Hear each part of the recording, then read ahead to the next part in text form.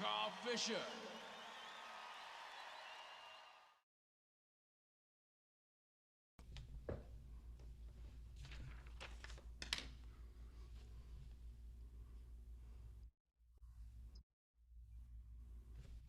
Hey, welcome. Here we are, another Tuesday night hang. Welcome. It's a very special night for me and the gentleman I have on tonight. Tonight would have been 93 years of Maynard Ferguson, the great, iconic, wonderful humanoid, trumpetoid, master of jazz, our friend and father of many things. Today was his birthday, May 4th. So this one is our Maynard Ferguson special. We started last week with some wonderful guests, a Maynard's band, and now this week we have a wonderful plethora. That's a big word for it. Plethora of guys.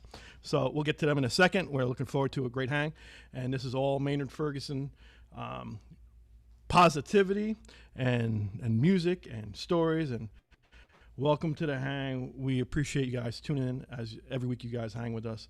We thank you and very humbled that you are here with us. That being said, let's take it left already. If you're going to take it left, you got to go to Chicago and talk to my friend Stephen Wright. Are you on left or the right over there? What's up, Stephen? Where you at? I'm somewhere in between, I'm sure. Bonsai tree! You got your bonsai back. I had to bring him back inside, yeah.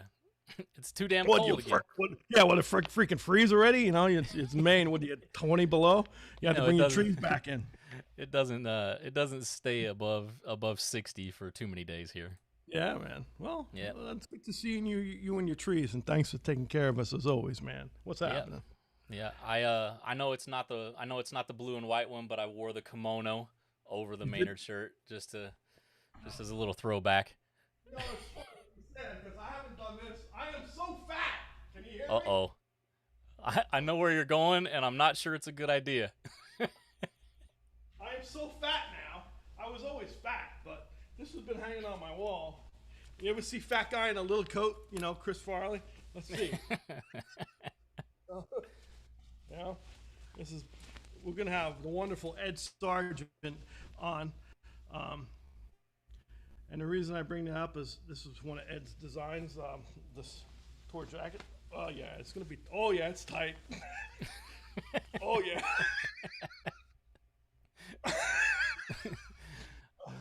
So, yeah, tonight's, everybody's got their Maynard garb on. I at least can show you my chest. So, anyway, that's great. I heard Ed put elastic on the waistband for the trumpet section. You know, well, you know, mine's a little stretched out. Oh man, it's all right. Yeah, this is hot already. Anyway, so everything cool over there? Yeah, we're all good, man. I'm excited for this one. It's cool being able to see the cats on the screen already. Yeah, no, it's fun. And what do you mean you're excited? You're not excited every week? What the hell are you talking about? What's wrong? Well, you know, every week is a different way for the stream to crash. So, right.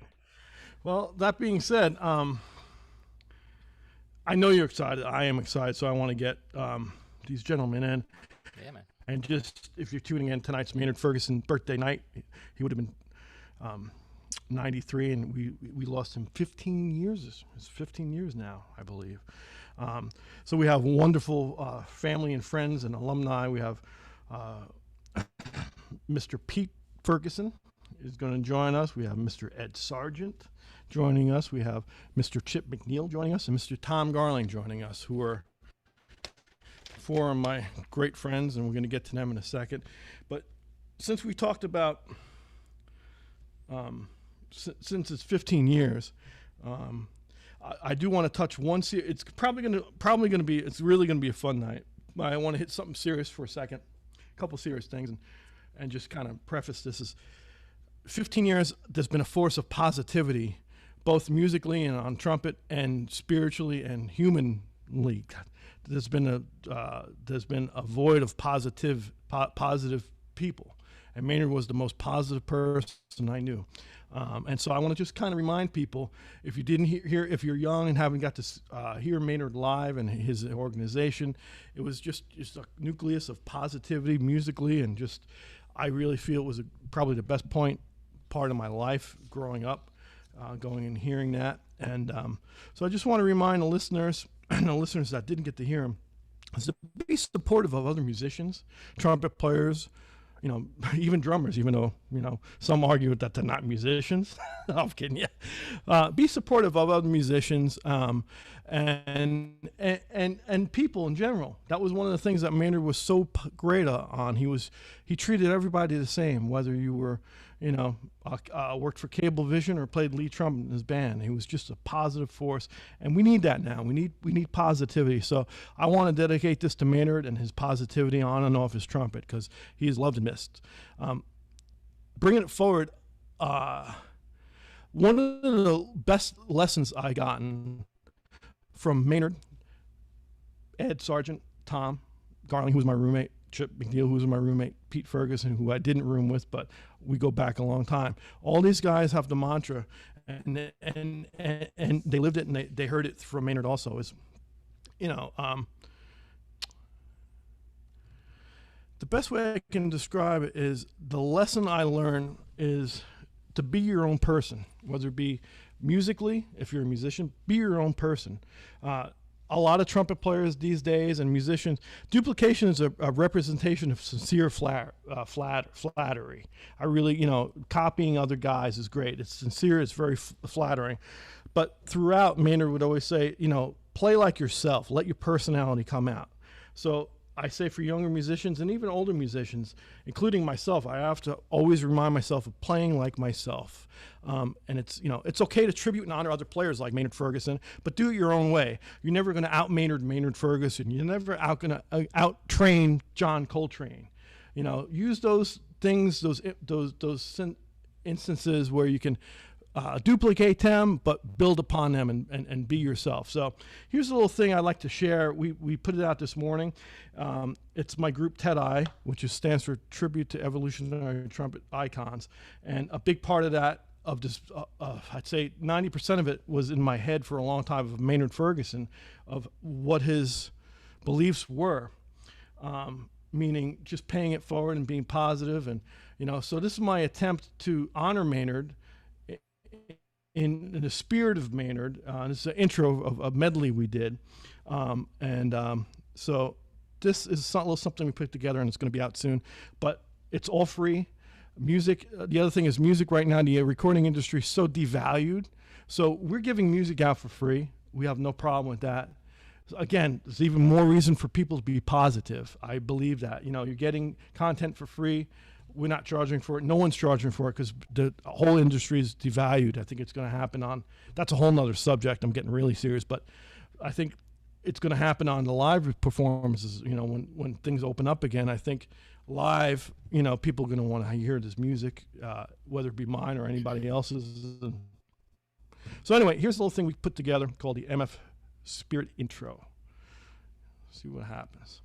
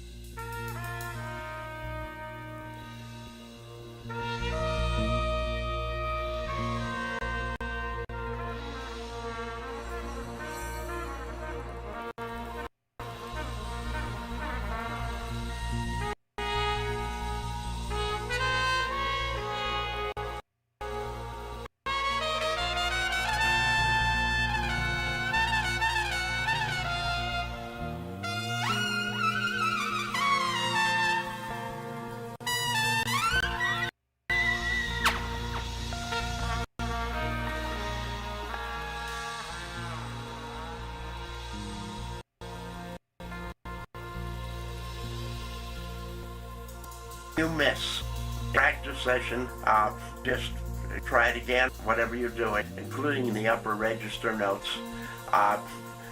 You need to carry that right into when you're playing before God, and you miss that note. It's the same unimportance. Never attach importance to the fact that you tried and missed.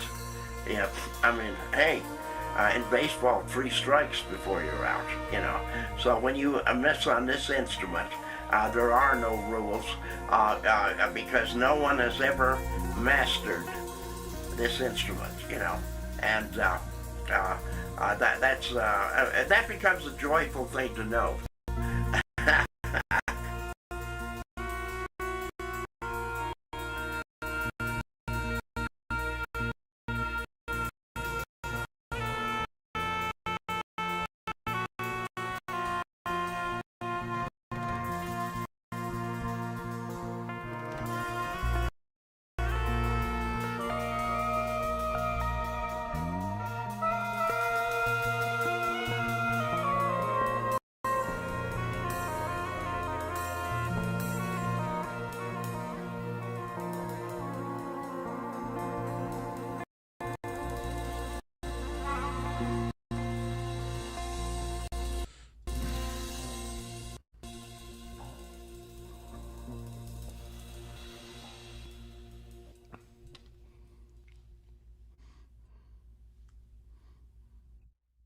Hey, so that's a little something honoring our friend, Mr. Maynard Ferguson. Godspeed.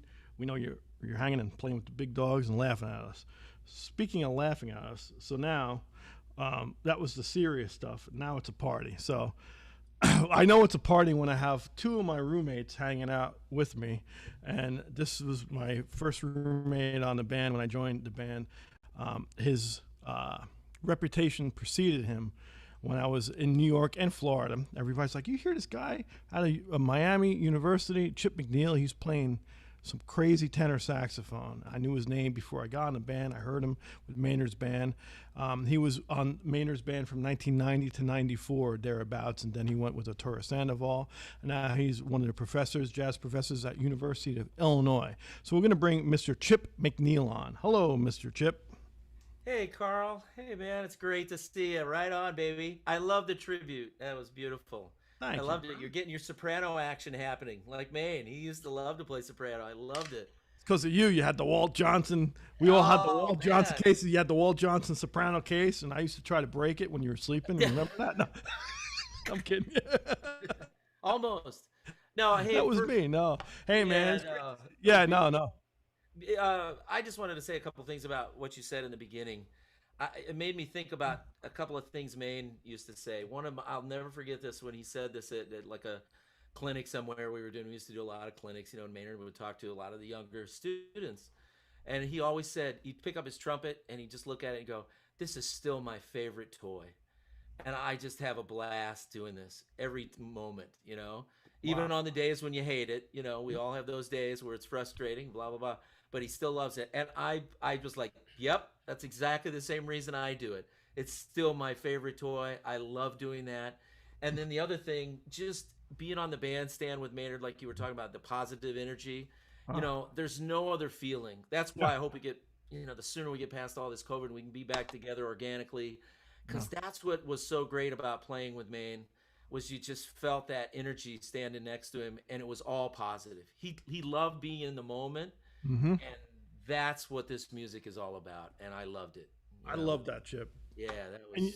So. you say it so eloquently. And you know what? We're all stewards, whether it be us or the 70s band, the English band, and the last band that was around, and Big Buck Nouveau and High Voltage. We're all stewards. I believe everybody who was on that band, whether it be 6 months or a year or 5 years or 12 years, we're all stewards of that. And I think it's up to us to kind of give just a positivity and a vibe.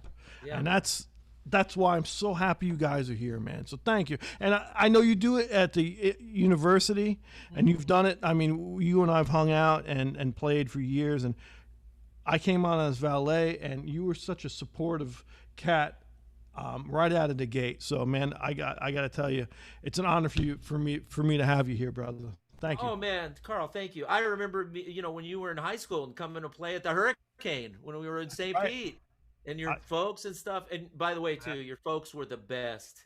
They were Like great what? people. Your It doesn't dad? surprise me at all that you're doing great in your life, because you come Thank from great stock, baby. And I know was- they're smiling down with Maine, and they're all laughing, and we're all sitting at a Waffle House one of these days. We'll all be there. Nothing wrong with a waffle or two. Nothing And likewise, wrong. man. Right, Chip? We were very lucky, man. We had great, I think we all had great role models, across the board. So, man, thank you for the kind words, and thanks for being here, brother. You're welcome. My pleasure, man. Thanks for having me. No, we're gonna bring the next guy in, and then we'll bring in two other cats, and then it's gonna be a little crazy. So, this guy, talking about crazy, I feel really bad for this gentleman because, man, he had to deal with some crazy people for years. For 25 years, since 1982. He was Maynard Ferguson's, he started out as a valet, which I started out as, so he was very integral with Maynard right off the bat, and grew that gig. My feelings are he grew that gig to where, he was very pivotal in that valet role, which is the basic word as a wonderful personal assistant to Maynard. And he grew into that. I mean, he started with that, and he grew into lighting director and tour manager. And not only was he tour manager, production manager of everything, and just everything Maynard. If it wasn't for this man, I wouldn't be here. I think a lot of us wouldn't be here. And then, after he left Maynard 14 or so years with Joan Jett in every capacity, tour manager. And he's been on our show before, and he's he's our Big Daddy. That's all I can say. Oh, see, wow. I said Big Daddy and something fell on my desk. I love it. So anyway, let's say hello to our friend, the wonderful Ed Sargent. You hanging out with us, Ed? Yes. Hey, hey, everybody. I'm so happy to be here, Carl. Thank you for those sweet words, man. Love you, buddy. It was a crazy 25 years with Maynard, and I love what you said in the beginning about encouraging positivity, because every day we're bombarded with such darkness at every turn, and like Chip, I remember Maynard telling me in the early days, you see negativity coming, look at it like a ball coming at you and dodge the ball. Yep. There it is. Right on, baby. Yeah. Don't let it affect you. People are negative by nature. Don't let their negativity come into your psyche and affect how you feel and how you treat other people.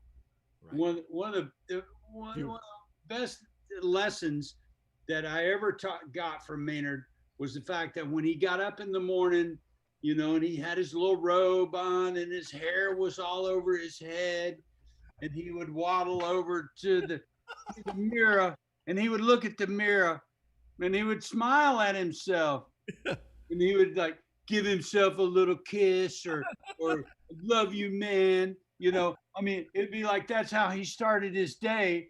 Yeah. And we all remember those moments when he, we would all be on the bus waiting for him, and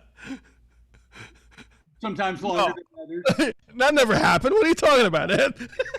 When he would come on the bus in the morning, it was like somebody plugged a light into the bus, because his energy and his life force and the way he greeted all of us, starting with the bus driver, and good morning, fellas. Good morning, men. Chaps, good morning, chaps. I mean, that was the way he started his day with everybody. And I was so fortunate, during my time there, like Pete, we were the first call in the morning and the last call at night. Yep. We're the last persons he talked to. And I will forever be blessed and eternally grateful for the opportunity to have been out with him. That's beautiful, man. Right on. As Chip says, right on. Yeah, baby. Yeah, man. And I forgot to mention, not only is he with Mr. Ed Sargent's with Joan Jett, he also is giving back to his community and wonderful home state of Tennessee. He's at University of Tennessee in Martinsville, correct, Ed? Is that the right university? University of Tennessee at Martin. Yep. Oh, Martin. Sorry, Martin. Oof, man. I was not thinking. It's a great, and Julie, he has a wonderful program. Ed Sargent presents, and wonderful. He presents artists and musicians, and Julie, who works with technicians and things like that. To bring in different artists. It's called the Ed Sargent Guest Artist Series. And Guest Artist Series. Dr. Julie Hill, who's the chairman at University of Tennessee in Martin. We love we love Julie, because she deals, man. She deals with it, and she's great. She kills it. Yeah, always kills it. So I love how you're giving back to your state and your community, and so glad to have you, man. We couldn't do this thing without you. It's like, happy to be here. Steven and I were talking about, it's like, man, we got to do some different things for Maynard's birthday, and it just blossomed into a wonderful thing. So thank you, brother. Pleasure. My man. So the next victim we're going to bring on is another roommate of mine. And my nickname for this gentleman is Ribs, because the first week I was on the band, I actually broke one of his ribs in the back of a cab. That's a whole nother story. This gentleman was, and Chip also, what I like is, well, I like a lot of things, but we're not going to get into what really I like, but we're going to talk about Tom being an unbelievable modern harmonic trombone player and guitarist, but modern harmonic trombone player that's steeped in tradition. And also, like Chip, I'm remiss to say, also Chip and Tom had a knack for arranging and writing for Maynard, which we're going to get into, which is an amazing thing. Just like Ed and Pete Ferguson had a knack for knowing Maynard's idiosyncrasies off the bandstand, Tom and Chip had his idiosyncrasies on the bandstand. So Mr. Tom Garling was on the band from 1993 to 98. We were roommates, just like Chip and I were, and now he's again giving back to his state and community. He's at Elmhurst University, Northern University, Roosevelt. He's a wonderful teacher, educator, great trombonist, guitarist. He's good people. Let's say hello to Mr. Tom Garling. Hey, everybody. Good to see y'all. Man, Carl, thanks for having me. This is awesome. I like your wood. You have nice wood, Tom. Oh, thank you. Yeah, that's my cabin look. I got my cabin in the woods look down here in my basement, Very nice. Very proud of you. It's very nice. Very nice fruitcake. Yeah. Well, I think that Chip and Ed said it all, right? They pretty much said it. So I got nothing else to say, really. All right, good. No, thank you and good night. Yeah, good night. Thanks, everyone. Yeah, what a thrill to be out with Maynard. I mean, what a generous, caring.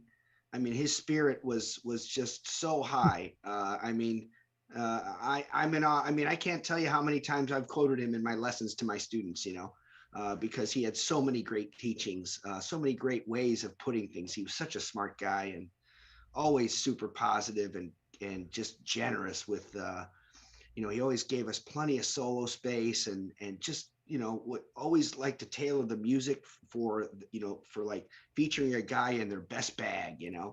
And he just had a knack for that thing, and his showmanship God, I wish I could have that much showmanship on stage. I mean, he just really, really amazed me every night on the bandstand, on the bus, on tour. One time he turned to me when we were in like one of these situations, like one of the worst situations. We just done like several hit and runs. We were at the airport or something, and we're waiting for our flight. We missed our flight or something like that. And he just turned to me and he goes, "Nothing like the life of glamour."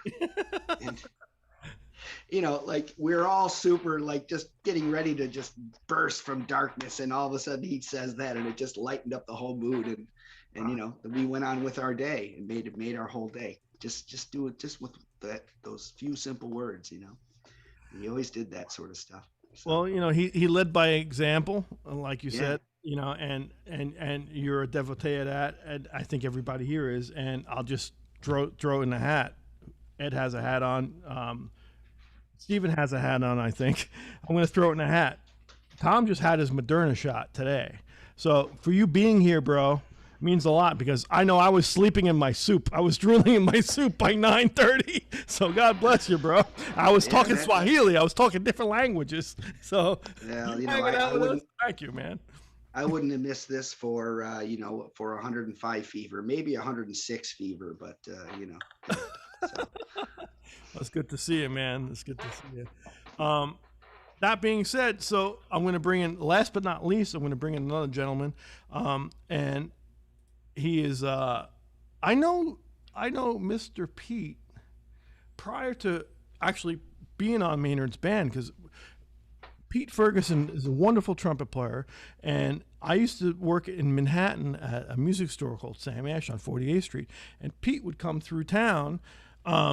Because I believe Percy and you guys lived upstate New York, if I remember correctly, and I had a nice relationship with Pete prior to being on Maynard's band, and this gentleman came in as valet, just like Ed Sargent and I came in, and left as the tour manager, and it was really great to see just the forward movement of the way Maynard would like. Maynard always gave enough rope to hang yourself, which was wonderful.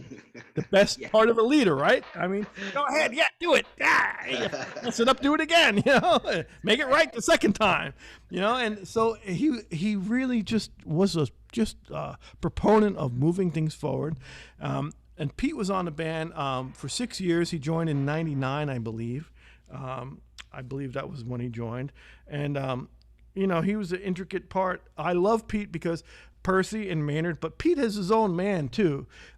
Pete's a wonderful musician and great organizer to the point where now he's actually, man, you know, he's the only trumpet player I know that can drive a freaking helicopter or ambulance. I mean, come on. That's saying a lot, bro. He's actually has a great gig and he's driving a helicopter. I don't even want to get in the car with myself, but Pete's driving helicopters. Check that out. It's amazing. So last but not least, our friend, and means a lot, you being here too, Pete, Mr. Pete Ferguson. How you doing, bro? Great. How you doing? It's great to see all you guys and everyone again. Yeah, boy, you're freaking be back with the Sam Ash and the. That's when I was up there studying with Lou Soloff. Yeah. Oh my God! You just blew my mind. I forgot that you were hanging with Lou. That's right. Oh, Yeah, Lou. yeah, Louis and Maynard are together right now. Sorry, they're hanging out. A little gig at the if it was still going La Shea or whatever it was, near Shea Stadium or whatever, and that at the time, and yeah, I remember, and I'd come in and equipment and try and figure things out and all that kind of thing. And we hung out because at that time I just did a Maynard tour. Yeah. And I got Sam. That's right. You were studying with man. You're blowing my mind. So I'm gonna go back to those days just for a second, and then we'll just free for all. So I guess that was '93. You joined in '98. Right. And then of course Lou was before when I was in college. Before then, and I think you were still up there. But then with Maynard's band, like late '98, '99, when I joined, when Ed called me out of the blue. Yep. You know, and you know, it was your typical story. You know, all set, good to go. FedEx looks to go, and then FedEx, you know, loses the book complete. Yeah, you know, so no problem. Read it down. Everything will be fine. It's so but already you guys are spawning all the stories, because you are the Ed, when Ed was talking about, you know, Maynard going in and you know, shaking his looking in the mirror and saying hello and like that. Well, you know, of course, with the gig, that the valet thing, you know, sometimes you were in and out of that room, and sometimes he wouldn't even know if you were in there because you're getting all his things, and you know, and then he would realize you're in there, and he'd be sort of talking away, and then he'd see you're in there, you know, one of those things you like, get, oh, sorry, I'm just talking to myself. It's a wonderful conversation.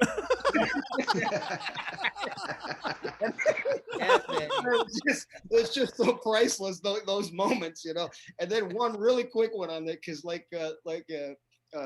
Tom was saying, like when everything's just falling apart. Well, I had one quick one where it was one of those moments, but Maynard never had to say a word to show how everything, you just take it as it goes. And Ed will remember this, when I think they gave us the wrong airport in Italy, and we ended up at the wrong airport, and of course that bus we had was gone already. So we immediately had to pile in whatever taxi you could find and go across town. And it's pouring rain, and this taxi driver is hydroplaning, because everything we say, he thinks we're saying hurry up, go faster, but really it was me and Mike the band was in the back seat, Maynard in front, and me and Doobie were just trying to get him to slow down, but he thinks we're telling him to speed up, and we're literally kind of panicking, like me and Doobie, like we're gonna fly off the road. This guy's he's gonna kill us, like this. And we're really panicking. And about 3/4 of the way through there, you just hear Maynard, and he's snoring. Like, no problem. And everything worked out just fine. Anyway, Of course. And meanwhile, you guys are freaking out, and he's sleeping through it. Yeah. And I believe I ended up running through the airport to try to check people in. I'd be arrested today if we tried to do that. Oh, yeah. Bomb threat. Pete Ferguson running through the airport.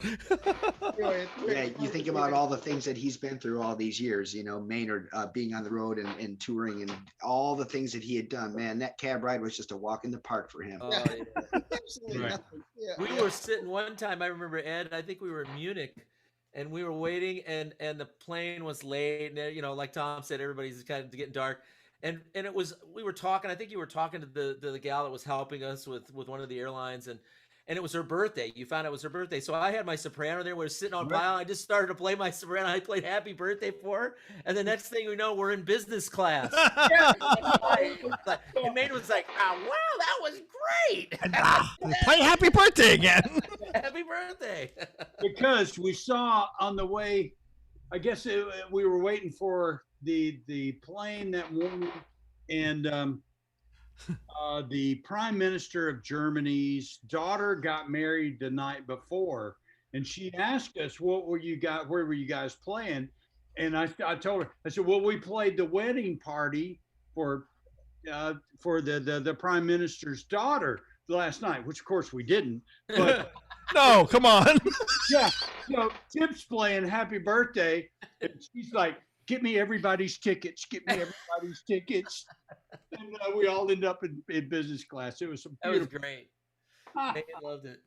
In all name Maynard Ferguson. It always pulled together somehow, That's it. I just got to hit two things before I open up the questions. One is going back to Pete with Lou Soloff and hanging in New York.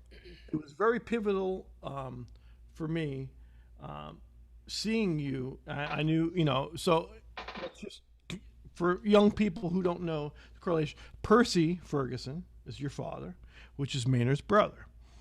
And and your dad played alto saxophone, correct, Percy? Yeah, well, really, all the reed instruments. Everything. Yeah. Everybody played everything, right? In the Really Ferguson was band? a clarinet player at a young age, and it was my dad's band in high school that Maynard was in the trumpet section. And I'm sure if people haven't heard Maynard, Percy Ferguson and the Montreal High School Victory Serenaders. Did I pause? That's right. When I said that? I didn't even mean to. I paused. Love it. That's why you're here, Pete. Come on, lay it down for us. Yeah. No. But and that by the way, that high school band that Oscar Peterson was in that also. So not a bad high school orchestra. Not too shabby. Yeah. But when you were talking about that with the intro there, because my grandparents there, of course, on my father's side, they were principals of the Montreal high school in the Montreal area high schools, and so they would keep the musical instruments in the basement of the house.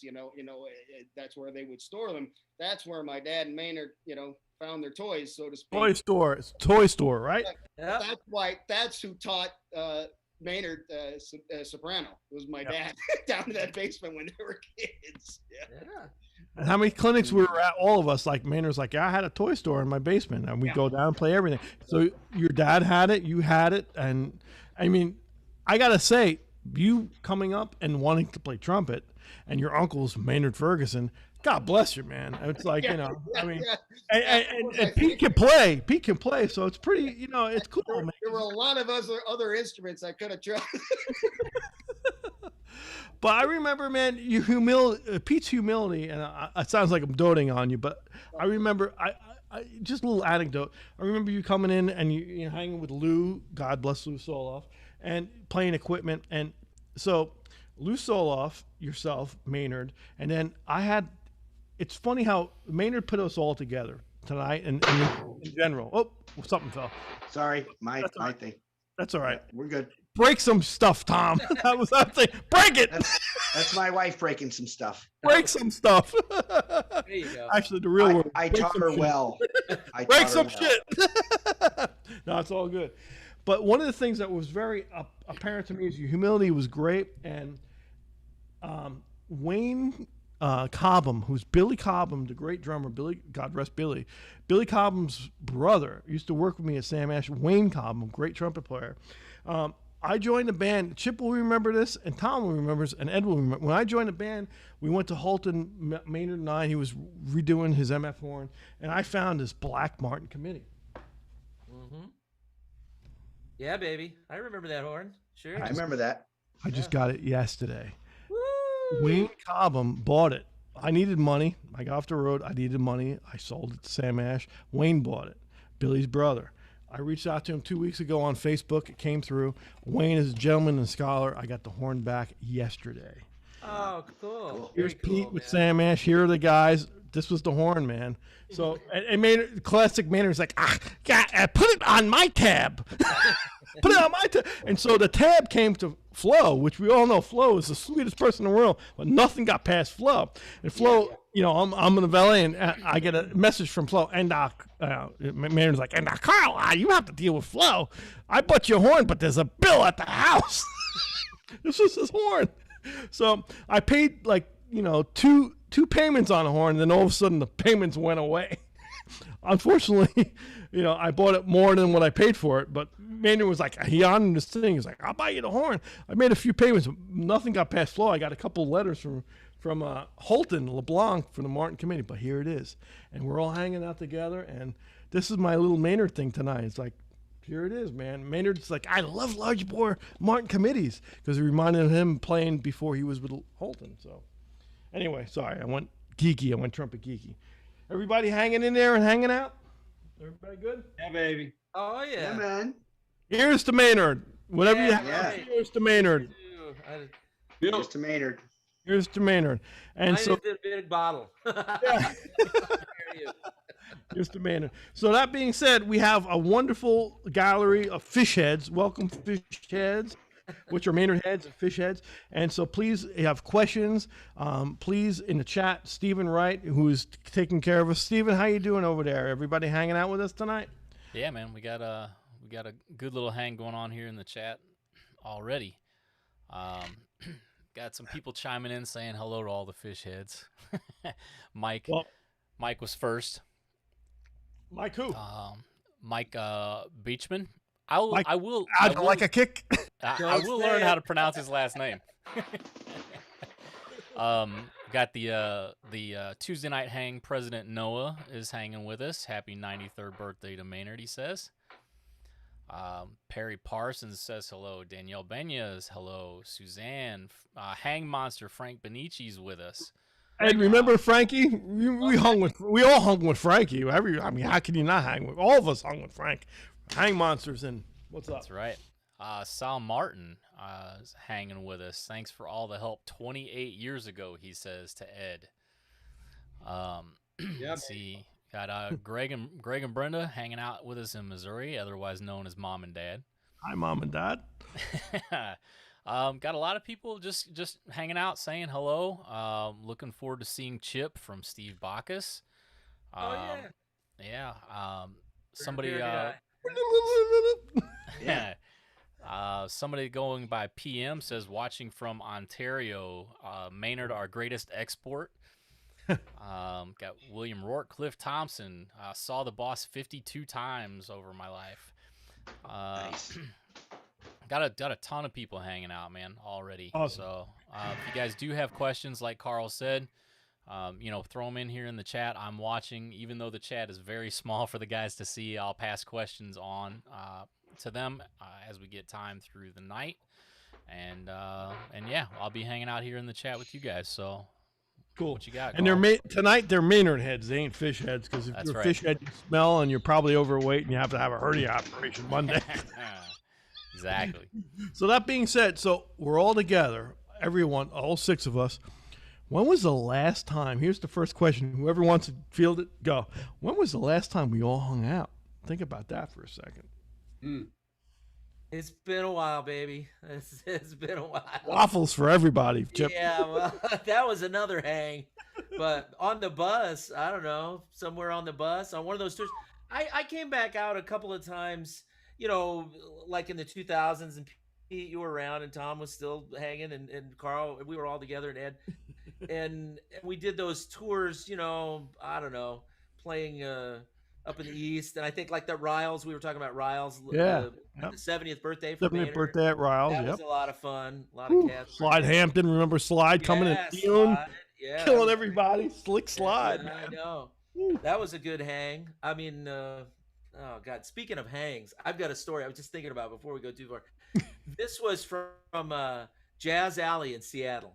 Yeah, you'll remember. Demetrius, right? Demetrius Jalla. Yeah. We used to play Jazz Alley all the time. So one night we're done with the gig. Of course it's late.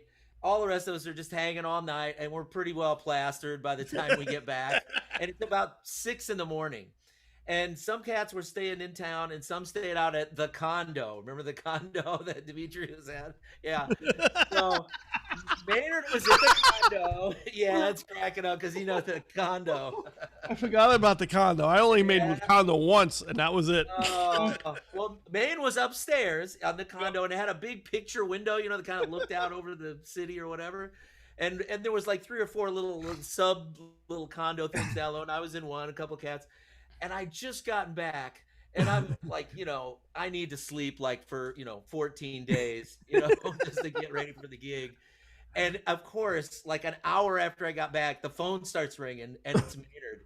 He's up, it's like 9 in the morning. He's ready to go. And speaking of Ed, you were talking about the bathrobe. He just calls up and goes, are you awake? I'm like, well, yeah, sure, boss. And he's like, come on up here. I got something fun for you.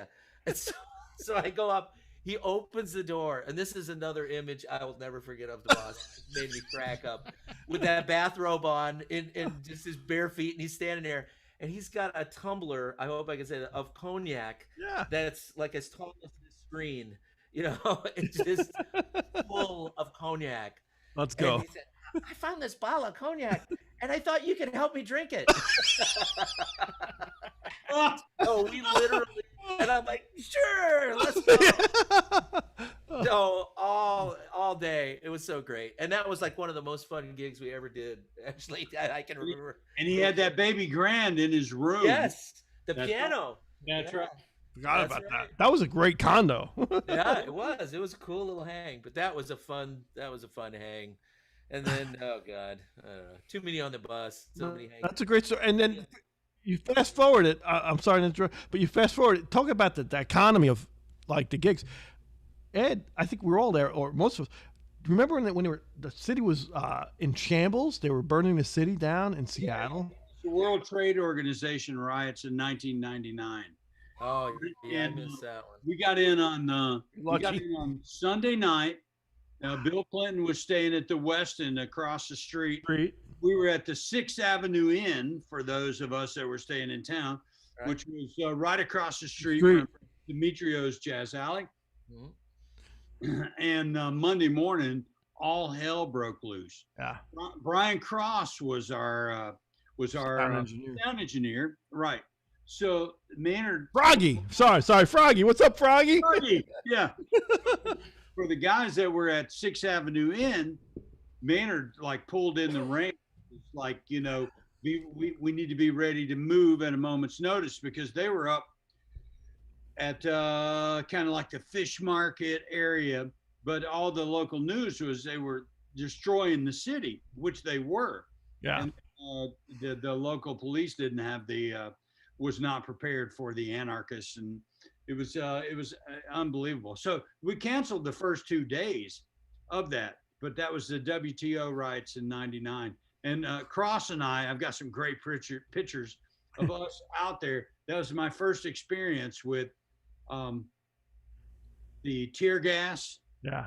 Being chased. We were just out there having fun. We Of course. fishing in the thing. We was just out there seeing all, and then it shit started getting squirrely, and they started shooting rubber bullets. And me and Cross were like, man, let's get out of here and find a little drinking place. And so, what was that place we used to go to breakfast? Time to go to the condo, baby. Yeah, you guys were safe out there. Yeah, that breakfast place you talking about, Carl? Yeah, that was the place. It was a bar. It was open all night, and then you drink and you wake up and have breakfast at the place. Yeah, it was Kurt Cobain used to hang there. I can't remember the joint. That's right. It was back behind 6th Avenue. Thank you. Yeah, I remember that place. Yeah. But you know what my drinking place was for those riots and everything that was going on there. My drinking place was up in Maynard's suite that had a perfect view of the entire of everything. And we sat back and had steak and got whatever they had at the restaurant and watched the whole thing up there. Yeah.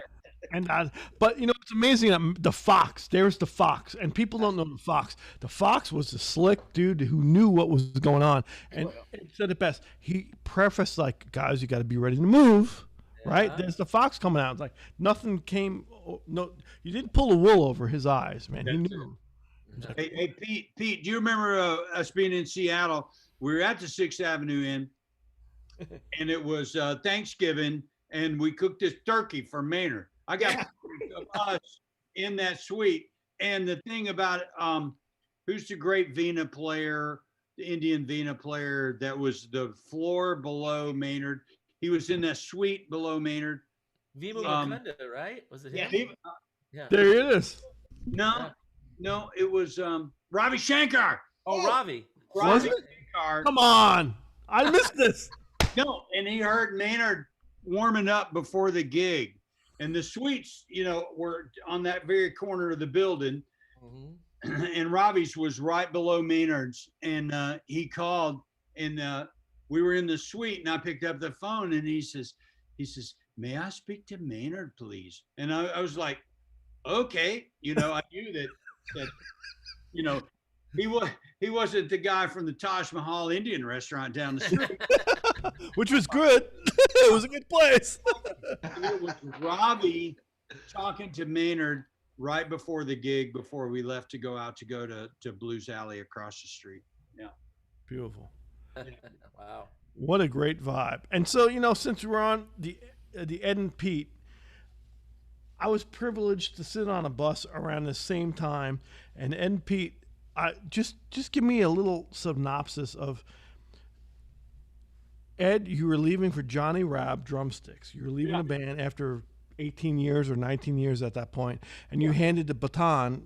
Pete came out and was valet. We both did valet. Pete came out and did valet, and you gave the baton to Pete. I remember that on the bus. I remember it was the three of us, and I was going back to New York, and it was everything kind of lined up. And so, explain to me that whole thing. Your thoughts of leaving, and now Pete's in charge, and it was wonderful. It was for me. It was wonderful seeing, because it was like, I love family. Pete. I remember saying, "Pete, it's family." Yeah. Pete was like, "Man, I'm sorry." I'm like, "Don't be sorry. It's Pete." Pete roomed with me when he was like 13 years old. Came out to the compounds. He's wearing socks up to his knees, these athletic socks with the bands around the top of them, and these super short shorts. And Maynard puts him up on stage to play MacArthur Park. Well, the thing about it is, Pete could play the dang trumpet. Yeah, man. He looked like he was like 12, but he was like played his ass off. Pete, how old were you then in Lake Compounds? It seems to me like 14 always jumps out, to me. Only because I think I was junior high school, and and one other thing on that, by the way, is I didn't know, right? Because I think you guys had thought I was going to get nervous or something. The 14-year-old, you guys snuck my horn to the gig and didn't tell me I was going to do that. Fox and Ed, Fox and Ed, there it is. Until you counted it off, and then I had to go out there and play. Yeah, but you looked about 10. I mean, you were really just tall, and you had lots of hair then, but so did I. Yes, I did, yeah. But nice hat. You come out, thank you. You come out and killed it, and Maynard was just, Maynard was so proud. So, I mean, and you and I were roommates during that time. I mean, I had a single room, but, Maynard, he's coming out, and that's where you and I first clicked when you were a kid. I'm 10 years older than you, but, we still hung out, and I was slipping you beers when, I think I was. Good man. No, I wasn't. I hope it was beers, not. Yeah, right. I was gonna say. You sure? Oh man, that's what happened to me. You got to fly to Mike Pete. So, it was a natural progression, Carl, to get back to your question. Yep. As it was, because Pete and I have always been so close since the beginning. And it was just, and for me, to go to Johnny Rabb, I had an opportunity to take this leap, to go into a president, to be the president of that company. I really kind of just wanted to see if I could do it. Yeah. I came right out of college on Maynard's band. I was out there 17 years at the time. 17, I'm sorry. And at that time, I wanted to really see if I could do something else. And it felt right to as Maynard always said, you got to find out where your space is. You got to take a leap of faith at times, walk out on the gangplank and see what you're made of, and and try your best to go and do it. So, and I had Pete there, so I felt so comfortable about leaving the organization. So So yeah, that's where my head was at when. Beautiful. And let me tell you, I think it was about a year. I think you were gone. I don't know, just something like that. But Yeah, 15 months. Well, yeah. And that's when I learned how good Ed Sargent was at that gig. Yeah. Because to try to do that, even without playing the trumpet, also, and that kind of thing. And thank God he came back. Well, I mean, for in all honesty, Pete, the difficulties that we both had working with a person in Ventura that had no business being in that position, I think both of us fared well. I love you, brother, and yeah. You guys made it happen despite the handicaps that happened. And kept him on the road. So, yeah, here's to you, my friend. Yeah. Yeah, I had two big Maynard heart stories that one of you guys just spawned in my head, but I'll try to make them quick. So one of them is okay. So trying to give these inside things, So Maynard's watching basketball one night, and he was a big, Laker fan. A lot of people know and that type of thing. And it was a reasonable volume on the TV, and I was in there with him. But that big hearty, yell and laugh and whatnot. Well, there was somebody next door, not who started, the phone rang, and I answered. It was, a little mild complaint, and then it turned into another one, right? And then the manager of the hotel knocks on the door, right? And I go, and of course Maynard sees this bring, and I'm gonna go and try to handle that, And Maynard gives everybody will know here those eyes. He goes, I got this one. And I went, oh, this is gonna be, And he goes to the door. The first thing, he's very nice, to the lady. He said, would you like to come in? Here's our TV and join us. We, just to try to show how just quiet and normal, etc. Anyway, whoever these people were, they complained again and whatever, and the night goes through. But Maynard felt so bad that I had to handle this situation like throughout the whole night for him, to just, we could watch, that's the way he felt. It wasn't that big a deal, but that I was, having to stay up and keep the manager happy and all this. So I go and I'm packing his stuff and, the 3 trips, the 4 trip, whatever it was, it was an elevator, long elevator ride kind of thing. And I come back for the last one, just to get him. And he has gone around the hotel, that hallway, and he stacked all of the room service trays up in front of those people's doors. So he was so mad that they made me stay up all night that whenever they opened it, it was going to be, and I was like, oh, we need to leave now. And then as the elevator's closing, he starts buzzing the mouthpiece as loud as you can. Yeah, right. As crazy as it made me feel like, he did that because he felt bad, for me. And the other one I learned of years later with that video that a little YouTube video that Wilder, my cousin Wilder had put out, just a little backstage thing in Vegas. Like anybody who's been there, the valets, you got to kind of you had to bust up the people out of the dressing room at some point so he could warm up a little bit. Get out of the dressing room. He's got to warm up. You got to be the bad guy. Felt like an asshole when you said that, but it was the truth. Sorry. It's like right? And then Ed would All of us were like, he's got to warm up. He's a human being. Yeah, let it give him busy with everything else, so you had to do it because you knew he didn't quite know how much time, and so anyway, this video pops up. It's in Vegas, and you see me. There's people in there come bursting in, and the way I say it kind of still makes me cringe. Like, I mean, I'm like, oh, yeah, I'm just interrupting whoever. I'm like, oh yeah, it's about 20 minutes. Just like interrupting. But but it wasn't until years later, and I thought, because I remember thinking, God, I might have been a little too, rough on those, and all of a sudden I see the video after I'd left the room or his dressing room already, and he looks up at the Wilder of the camera there, and he looks at me, and goes, "It's all right. He knows what I play like when I don't warm up." And that everything to me because it showed, he knew why I was doing that, Your intentions were honest. Your intentions were honest. Just like Ed would tell me and all the valets before me. And Ed, I mean, I remember the first week I was on the band, Ed was sober. I mean, sorry, Ed was sober. Maynard was sober. and I'm not drinking Martinelli's. I'm drinking Martinelli's, which is the fake champagne, right? And like within a week, it was the same thing. It's like, can you get me some champagne? I'm like, well, he goes, don't worry about it. I get him some champagne.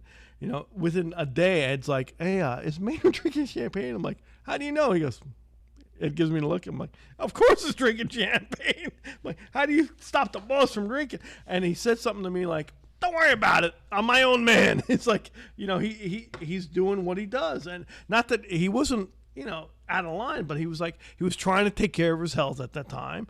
And me being green as a valet, I was like, I can't not tell this guy to have Martinelli's. I'm giving him apple juice. It was like a hip apple juice. And Ed is like the fox. Ed was like, he knows the difference. Yeah. It's amazing how it's the fox. Those great stories, guys. Thank you, man. I'm going to switch gears a little for a second. Tom and Chip. So I hit Ed and Pete with the baton. Let's go a different gear. Arranging and writing for Maynard Ferguson as an arranger and writer. Tom, Knee Deep in Rio, which is one of your originals. Chip, one of my favorite was I'll Be Around. You guys had pivotal arrangements and original tunes that you threw at Maynard. Talk to me a little bit about that, how you cater to his sound. I mean, that you guys were masters of that, and I seen both you guys in the studio on the first record was Chip. It was These Cats and Swing. You wrote a whole bunch of tunes and arranged it, and then Tom, it was Brass Attitudes, and actually Chip was on that band too, but it was also it was Brass Attitudes with Tom. But so explain to me about writing for him and arranging for him.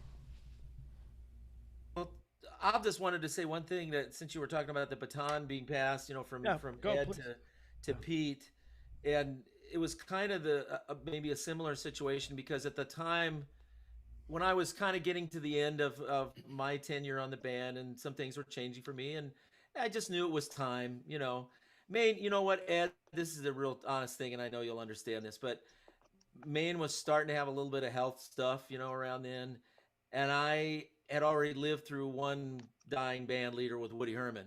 And so I didn't want to be there, it's really, that was my thing, but it scared me a little bit. And I was just like, cause he was such a wonderful cat, and I just loved Maine. It was just fun to be around, and so I kind of knew my time was coming anyway. And Tom and I had been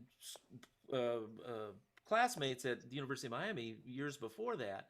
And I was leaving Tom was, I don't know, Tom, were you there my last year or two, something like that? Yeah. I guess I'd come back from my master's. That's what it was. Right.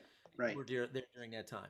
I had finished my undergrad there. But anyway, and I knew Tom was just a fantastic writer and arranger and player, obviously, too. But I thought, if I go, I know Maine will want somebody. He's always had somebody in that role, to be the musical director and to help with just, and figure out what he likes and how to make him comfortable, because he would always have such a great show layout of what kind, you had to write things that would fit into the format of the concerts, and of the shows. It couldn't just be anything. It had to fit into that, and then it also had to fit into what Maynard loved to do and what he felt comfortable with. And yet he loved challenges too. You had to find ways to kind of do little things that were fun for him, something a little different. And I knew Tom was going to be like the perfect guy, that was really, and so when I got to that point, I recommended Tom. I said, Tom will be great at this. And he obviously was and still is. He's just a wonderful writer. And I guess for me, learning to do that, when I came on the band, Ed, this is true, you guys picked me up in the van. Remember the van? Yeah, carpet. Brown. Yeah, exactly, baby. Brown van at LAX. Yeah, at LAX. And you guys pull up. I'm standing there like on the corner or something, just with my shit. I have my horns and my like some schlub, and I just got off the fucking plane from somewhere. And the doors open and it's like Cheech and Chong, and Ed's like, get in. And Walter White was there with you. And they're just like, okay. So I just get in the van and off we go to Ojai. And anyway, when we were rehearsing for that first tour I ever did, there really weren't any parts for me, as far as, because Glenn Costner was the guy I was replacing, and Glenn was a playing baritone, right? Playing baritone saxophone, and Matt Wallace was playing kind of alto and tenor. Yep. And so there was only a couple of charts in the book that had two tenor parts, and I was a tenor player, playing tenor and soprano. So I rewrote a lot of the Barry parts and changed them over, and that's kind of what got me started with writing for Maynard. Wow, I didn't Yeah, notice. that was Yeah, some of that's it. interesting. And then I wrote a couple of originals, and the big thing to your question, Carl. Was it Hit and Run? Was it Hit and Run? Was one of them in the beginning? Who wrote Hit and Run? Was that you? No, that wasn't me. No, Get It to Go. Get It to Go was Glenn's. That was it. Yeah, that was Glenn's chart. I'm sorry. That was the opener. Yeah, That was the you opener. opened with that. When I joined, it was that. But there was another one too that you wrote. Don't Mean a Thing. I'm sorry. Don't mean a thing. We was played you. Get It to Go for so long, and just at a point, Maynard wanted to do some different, charts or different tunes in those spots, but Yeah. they still needed to serve a function. Like Get It to Go and Don't Mean a Thing were like opener kinds of things, and then you'd have ballads, and then you'd have whatever, and And so now let's do a Latin. yeah, let's do a Latin, right? So and as MD, he would talk to me about that, and we just figured, okay, I'll write something, So I started writing, but you figure out, there was always a plethora of writers out there that would send things in, and sometimes we'd try them from different people that were out to the band. Sometimes they were great. A lot of the times they just were not something that really fit Maynard. They didn't, he didn't feel that comfortable playing it. So, I just had to learn over time and writing for him to do things. I'll tell you, I posted something on Facebook just before we went on. I saw it on there. It popped up in my feed probably because of his birthday. And my favorite chart, I'll always say this, that I ever did for him, the tune that he used to do as a boy band leader in Canada, probably Pete with your dad's band. He used to do That's My Desire. Oh, Mhm. woo! He Beautiful. sang Yeah. as a young With a little man. sip of wine. Yeah, I'll feel the touch That's of your lips. hips. Wine. Pressing on mine. Anyway, but it was a great old standard, and I love the tune. And when the minute he said that, I was like, okay, perfect. So that's of all the whatever original tunes and stuff and arrangements, that's the one that I always liked the most. And because I felt like it encompassed all the wonderful things he did and loved to do on the stand. He got to sing a little, he got to play his trumpet. He really got to do, like I said, play with all his toys. And Tom, like you said, got to display all the showmanship in one tune. Wow. And for me, that was the most fun. Yeah. Forget about just solos and all that. That was fun. We had a lot of other. Tom wrote great tunes, and we had other tunes. Both you guys were featured so much. It was great because I got to hear your personalities come through. And me being roommates with you, I got to see Chip write on a score paper without a piano, and Tom write without a piano on score paper with their ear. And it was the best lessons I had, like arranging lessons that you guys don't even know you fucking. Sorry, that you showed me. See, as the asshole coming out of Don't hold back. Cut. We're done. You guys, We're done. No, You're off. they would get score paper. A day off. We'd be in a Pocono. Remember Ed? Pocono Mountains at the Right. Holiday Inn. And Strasbourg. we'd have 3 or 4 days off. We'd bounce in between New York and Pennsylvania. These guys would have score paper, and they'd be like writing stuff. I'm like, how are you getting that? Well, it's relative pitch. That relative pitch, and they would start writing this stuff, and the next day we'd rehearse. Be like, how is this happening? So as a Long Island trumpet player, I was like, how are these guys hearing this stuff? And you catered, that's my desire. And there's a lot of things that just really, other arrangers, Mike Benny and Alan Baylock, wonderful writers that are unbelievable writers, they weren't sleeping and eating Maynard Ferguson on his band at that time. You knew how to write for them. And you guys, and Dennis de Blasio was another one. Dennis was another- Christian, when I came on the band, Christian Jacob was my roommate. Oh, My wow. roommate. I didn't know So, that. and Christian's a true, obviously wonderful pianist and amazing arranger in his own Hey, right. Christian and Wilder, we love Yeah, Christian. wherever you Wilder. are, Christian, I miss you guys. We all But love you. Christian and I sat up many a night, talking about music and blah blah blah. And it was, Christian, I'm gonna embarrass you, but I'm sorry. This is some funny stuff. Christian would be sitting there on the edge of his bed, smoking a cigarette in his underwear, and Christian weighed all of about 100 pounds or something, Skinny And legs like Pete and Maynard. talking about the French. I hate the French. And I would just crack up inside. I was like, man, Christian, I don't know. I like the French. You're a nice cat. He was great, though. I love Christian. He was the best. Or he is the best. He's just, and he's gone on to such great other things, too. Always terrific. So I had a lot of great people around, and he was another one, and we talked about writing. But like I said, to answer the question more, it's just listening to Maynard all those nights, standing next to him, Yeah. you know, and playing with him. And you can feel as another musician, that's the organic thing that, you know, we don't That's get what you right write now, for. unfortunately. Yeah, that we're dying for. Yeah. And he would do that. It was so organic, and you just could feel like, yeah, he's digging this part of this. He's digging how this goes. You know, this gives him, he can really find his inner fun. Yeah. Maynard always wanted to have fun. If you played your butt off and had fun, you could do anything else, and he was cool. It took, like Ed knows, you know, I've only seen Maynard like really mad maybe once or twice at somebody on the band, and it took a lot to do that. You had to push the button for sure to do that, because he just wanted you to go out there and have fun, play your butt off, and do that. And if he was having fun with the writing, everything else was cool. Let's And- insert Walter. Yeah. I didn't say that. Sorry. Well, Yeah. I I was love the guy in the hat. I love Walter. I help really, himself. I really do. But yeah, because I know Maynard thought Walter reminded him of when he was real young. You know, Yes, that's just absolutely. exactly. I'm sure. Absolutely. Fiery, wonderful trumpet player. Walter's a great trumpet player, and I knew Walter from Miami, but before I knew Tom, then Sure. I'd, you know, been on tours and stuff with Walter back then, and he's a wonderful player and great guy. But Amazing. yeah. So I mean, and that was the other thing. You'd write for the Cat in the Band. I like all writers through the years. You know, from Ellington forward. Yeah, right. There you go. You know, but you wrote for the Cats in the Band. Sorry. And I tried to write for cats that were in that band.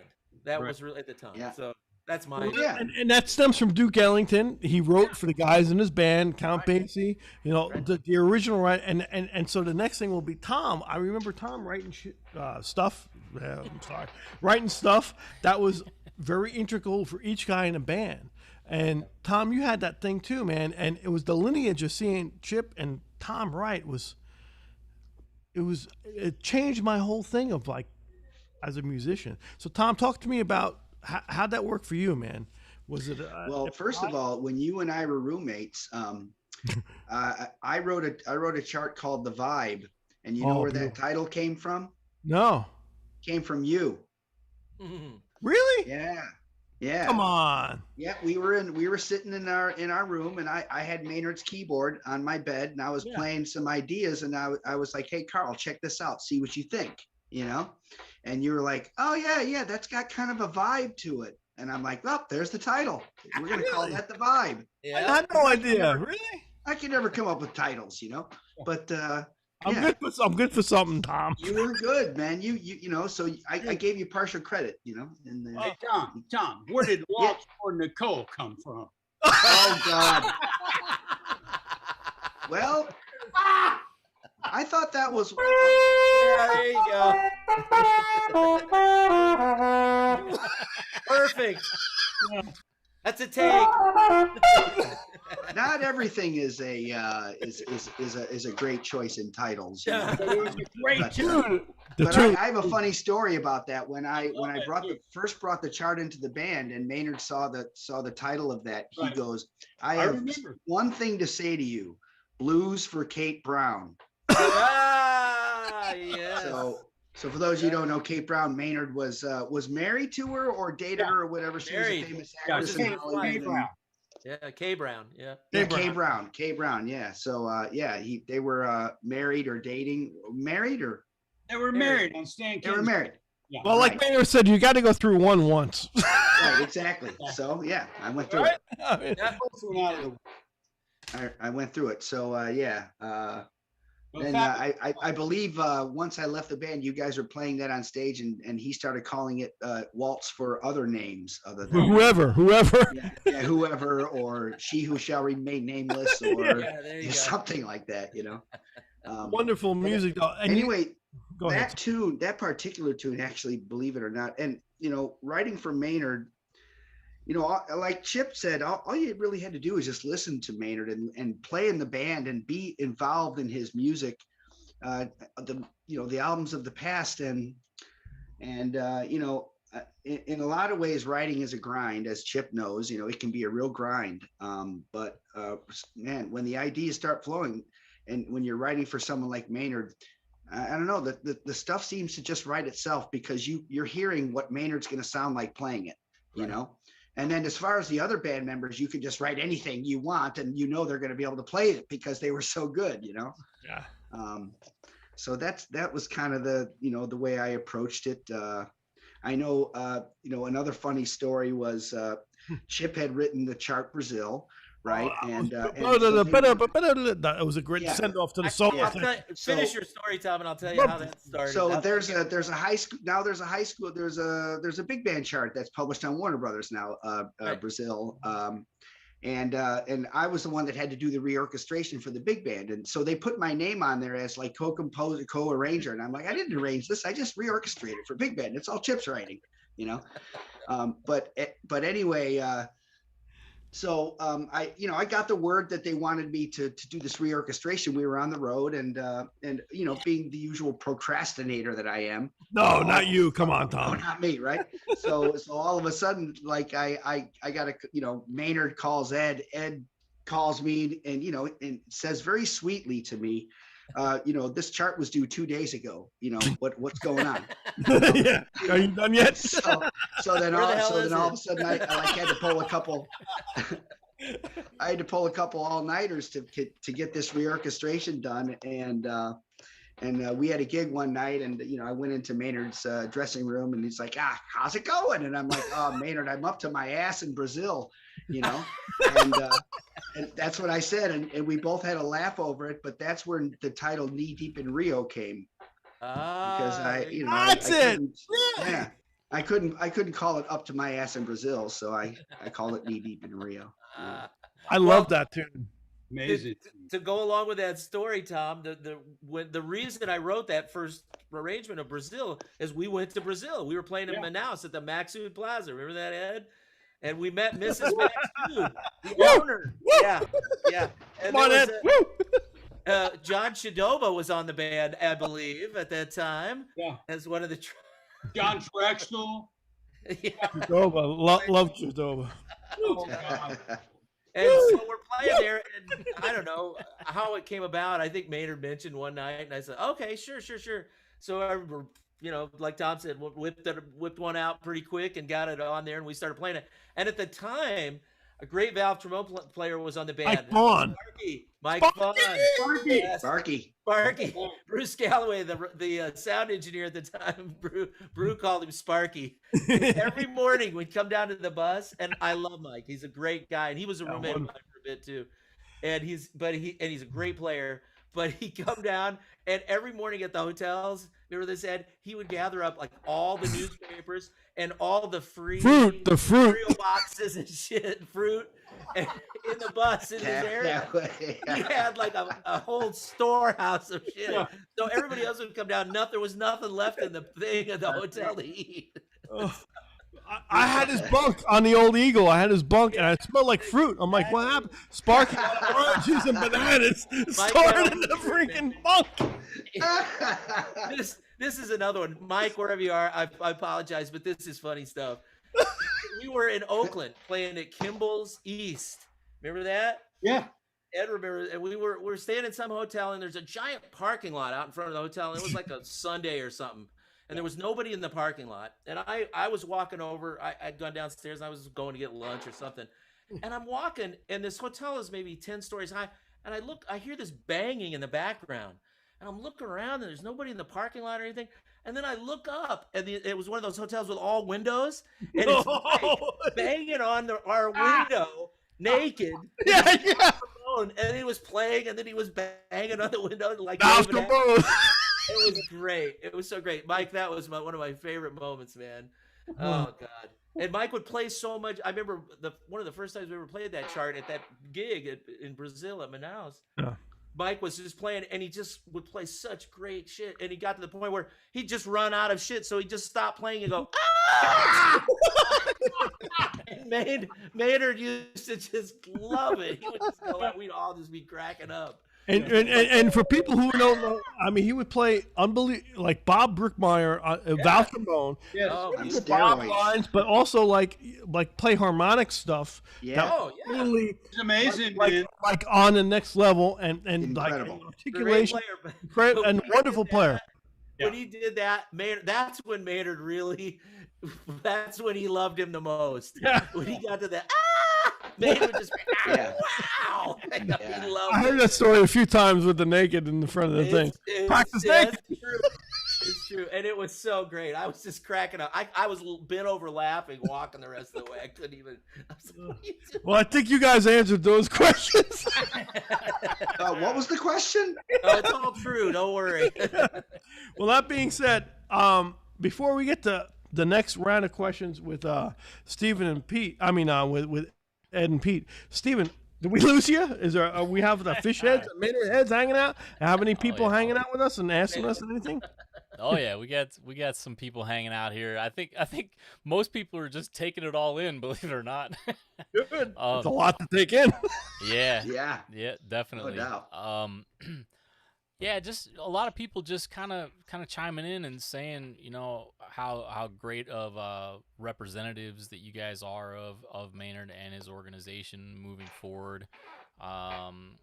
Perry Parsons says he was a nuclear reactor of energy. Saw him multiple times live, and whether he was playing in a big or small venue, he acted like it was Carnegie Hall. Yeah. See, we got a lot of band members hanging out with us in the chat. Oh boy, let's see who we got. we got Mike MacArthur. Mikey, I seen Mike today. I was in the studio today. It was my last studio session before I get my hernia operation. And I was trying not to burst it, and he came in. Then I tried to burst it because I like Mike. He wanted to see blood, so I tried to give him blood. Mikey, what's up? Yeah, Mike's here.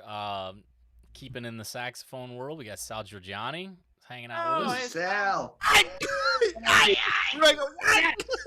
That's exactly what he wrote in the chat.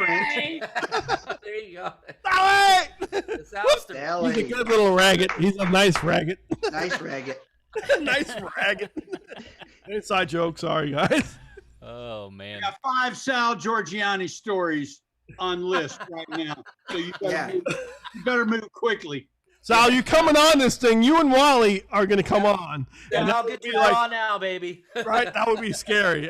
Maybe be. you, Wally, and Dennis de Blasio will just be hysterical. Oh, yeah. There you go. Sal crawls on the bus one morning in Europe, in Austria, and he'd been out like 3 nights in a row, and he comes dragging in on the bus, and he's about a minute late, and he looks at Maynard, and he says, "Maynard, I'm sorry I'm late." He says, "That's okay, Sal. I wish I'd had the fun you had last night."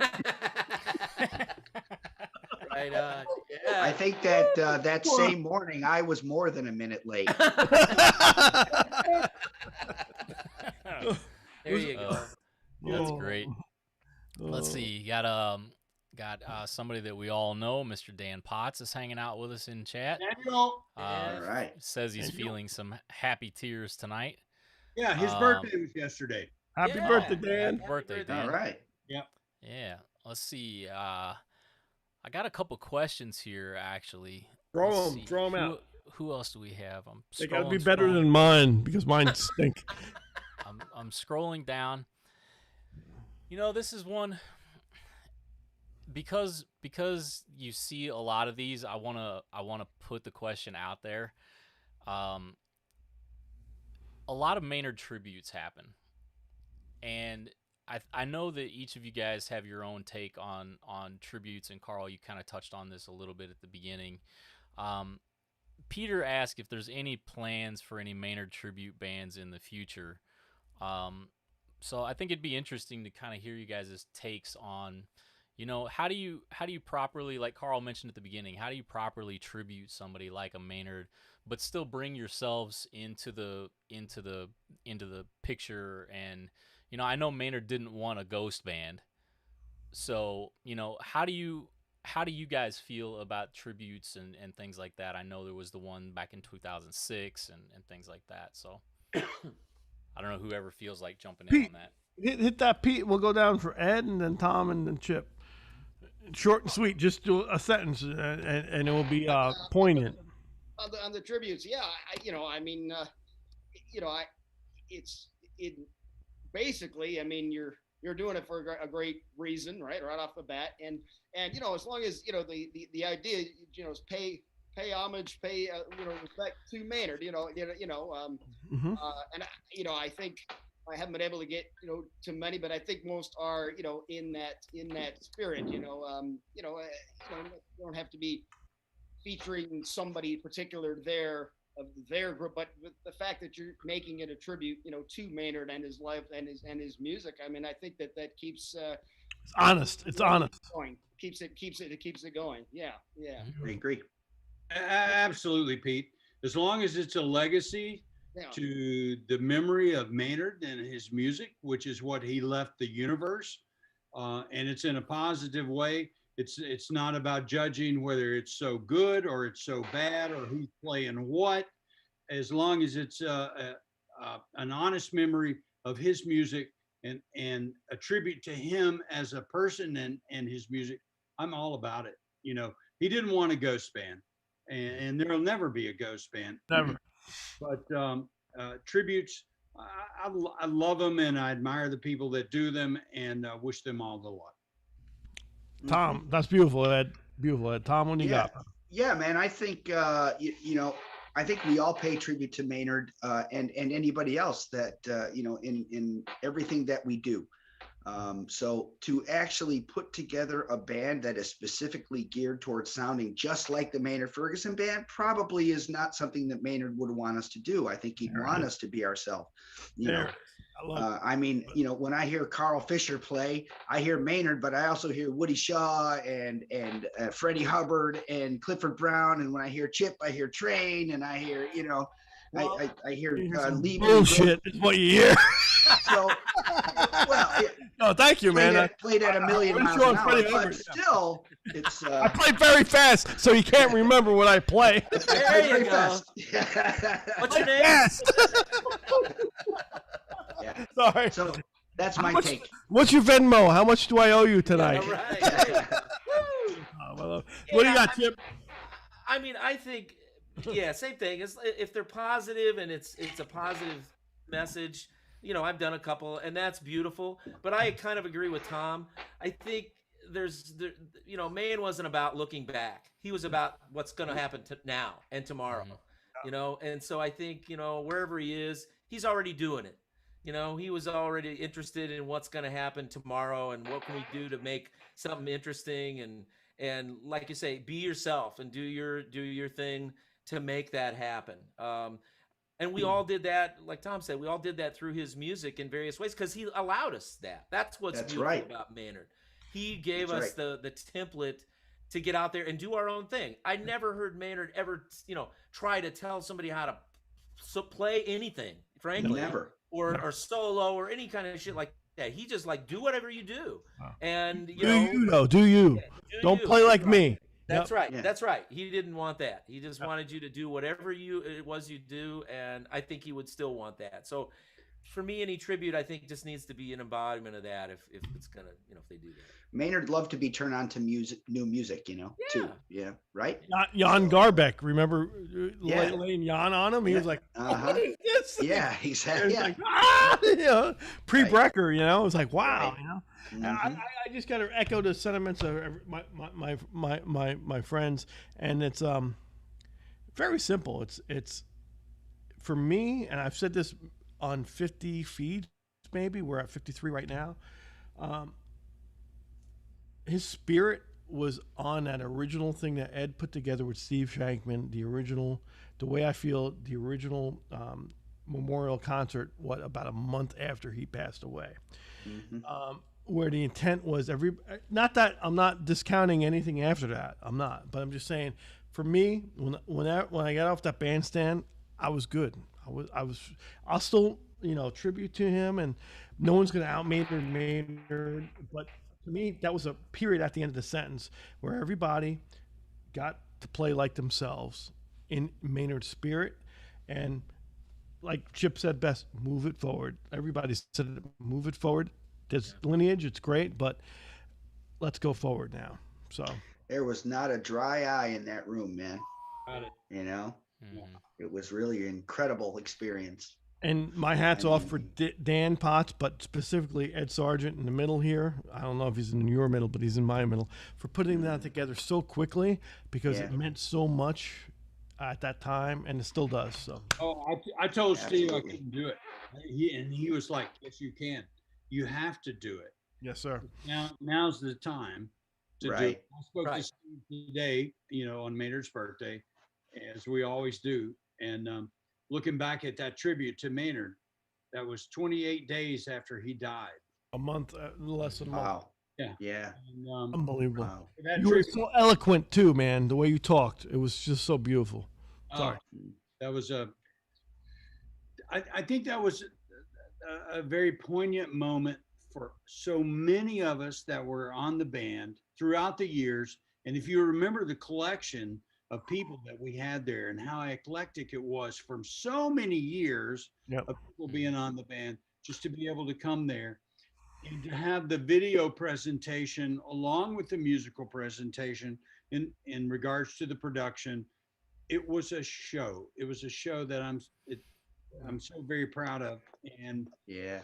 it all allowed us to say goodbye to our friend. It was our funeral, which we didn't want. Yeah, that's right. Maynard didn't want it, but there was a period at the and from the 50s to 2006, it covered all of it. Yeah, and all was of us his standing celebration backstage behind the life. screen. There was a 28 by 38 screen, and we were watching the first 16. Oh my God, that was We were all where, crying. yeah, that was the band went on unbelievable. stage. I mean, I'm breaking out in tears just thinking about it, man. Exactly. That was amazing. That allowed all of us to say goodbye to our friend. That's right. Yeah. I'll tell you that tribute was so perfect in St. Louis, and I'll tell you one personal thing that with me after that, as some of you know, there was a small service in Ojai, funeral, and true to Maynard's life, right?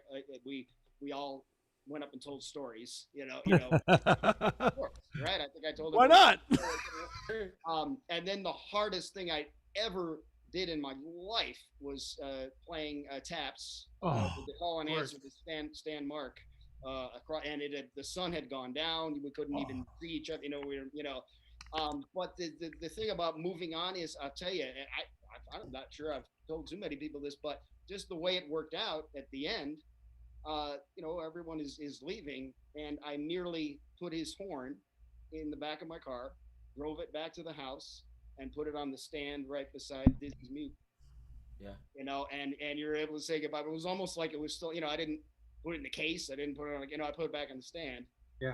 I just, without even thinking about it, just in the, in the practice room, That's So, where I think, I think we all have to realize, he's already there, man. He's already there. He's on to the next shit.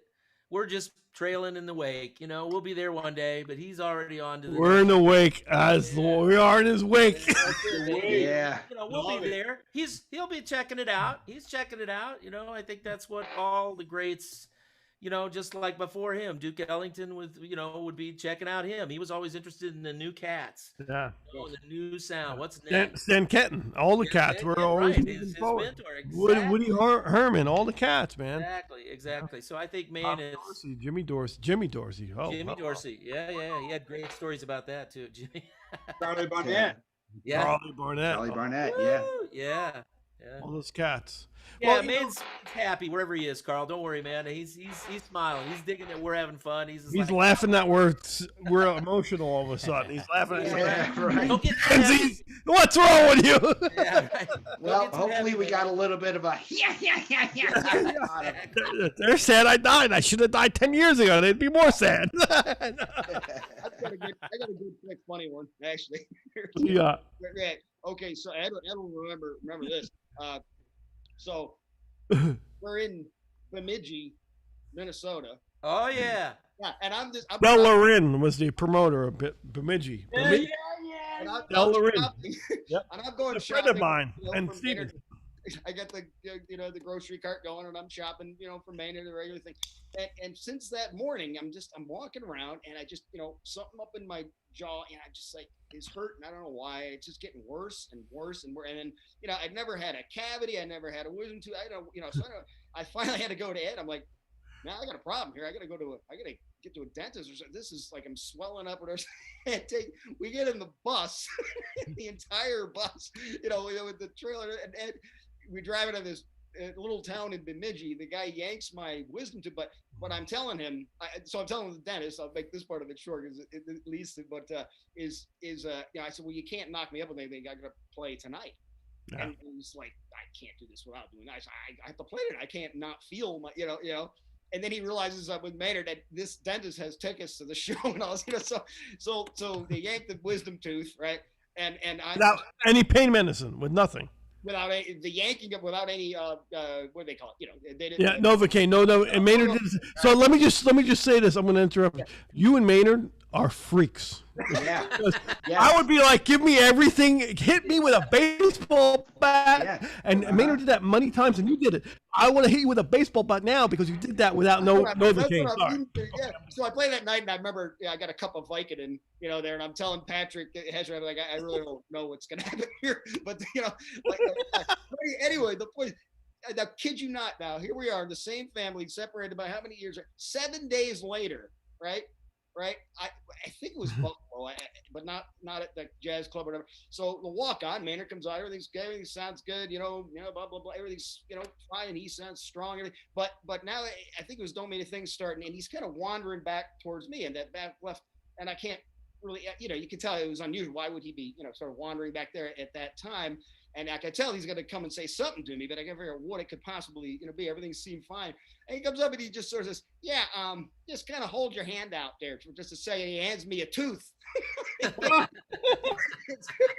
One of his back teeth come out, and he plays fingers all over the mouth, and just nails the gig. But I mean, up like 7 days apart from me, and so they flying to St. Louis and all this to his dentist he had at the time and everything. But yeah, so it's just the craziest 7 days separated those two stories, and it was on the walk on. He had to play the whole gig with blood. Only a Ferguson can say that. I mean, only you can say that. No doubt. 7 days away. You guys are from the same lineage. That's great. I love it.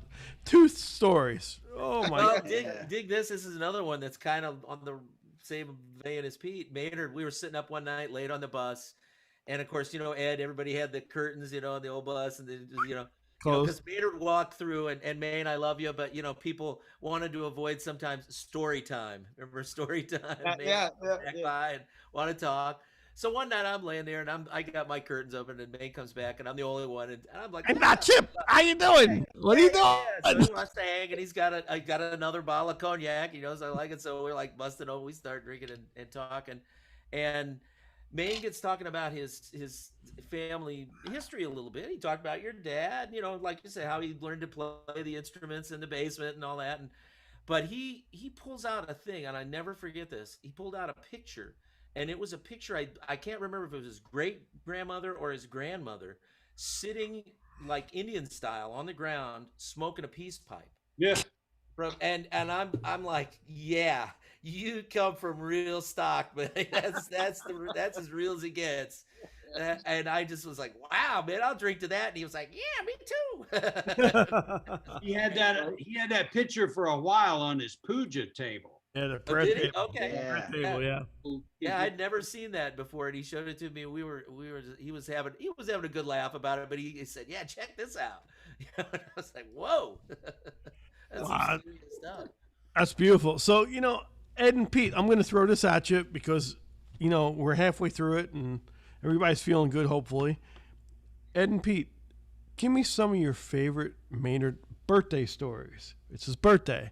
Give me some of the birthday stories, Ed and Pete, what you guys had, whether it be on a gig or off a gig. I mean, both you guys were with him many, many years. So I'm curious. Ed, you want to hit the first one? Sure. I guess probably my favorite, we were in New Orleans on a night off on Maynard's birthday. There it is. Okay. I'm going to sit back for that. How can you miss? We hit and run into there. We got in there about 8 o'clock in the morning, slept on the bus till we could get in rooms, and everybody knew it was Maynard's birthday, and he didn't want to do a big, a Cub Scout hang. He wanted, he wanted to have a great meal. And we were staying in Meta Ray, which is over like across it wasn't downtown, New Orleans. We were kind of out a little bit, but the bottom line is we went into town and we went to Antone's. It was old school New Orleans, and the first thing he told the waiter was, we're not in any hurry. Today's my birthday, and we're gonna order a few things. Yeah. So we ended up ordering, like the full array of appetizers, 3 entrees, just so we could taste it, and he's always a big proponent of taking to-go boxes. And This dinner probably lasted almost 4 hours, and this was I was probably 28, 29 years old. It could have been like 1995, 96, 98, something around there. It was the late 90s before I got married. But I remember that that was just one of the most incredible. It was Maynard's birthday, and he always with dinner was never, you never talked about the progression of the band, only in a positive way, never nothing negative. If you had dinner with him, it was always to be about fun and about the hang and about the good food and a good city and how blessed we were to do what we did.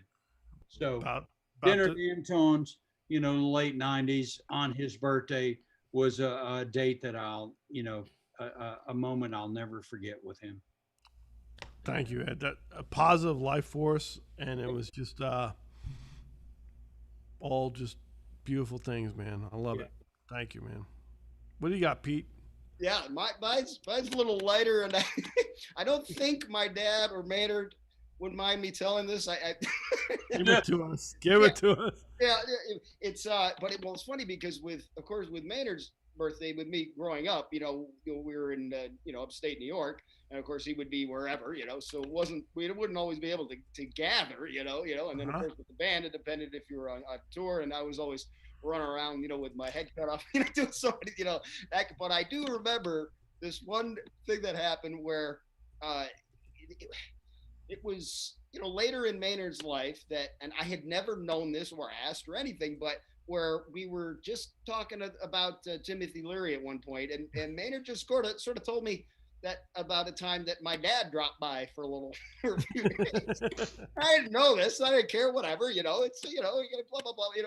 Well, I guess when on Maynard's birthday, like my dad had given him a call, and I guess Maynard mentioned this, and it was really funny because I could hear this almost little brotherly like my dad wasn't too thrilled that Maynard told me that he was there for a couple of days, and I didn't care. It was like, and it was just one of those funny little brother moments. But then, and then it was gone. Like, oh, and then they started laughing, and then sure enough, they went into what they always would do, which would be to discuss how many times Maynard broke my father's nose playing hockey.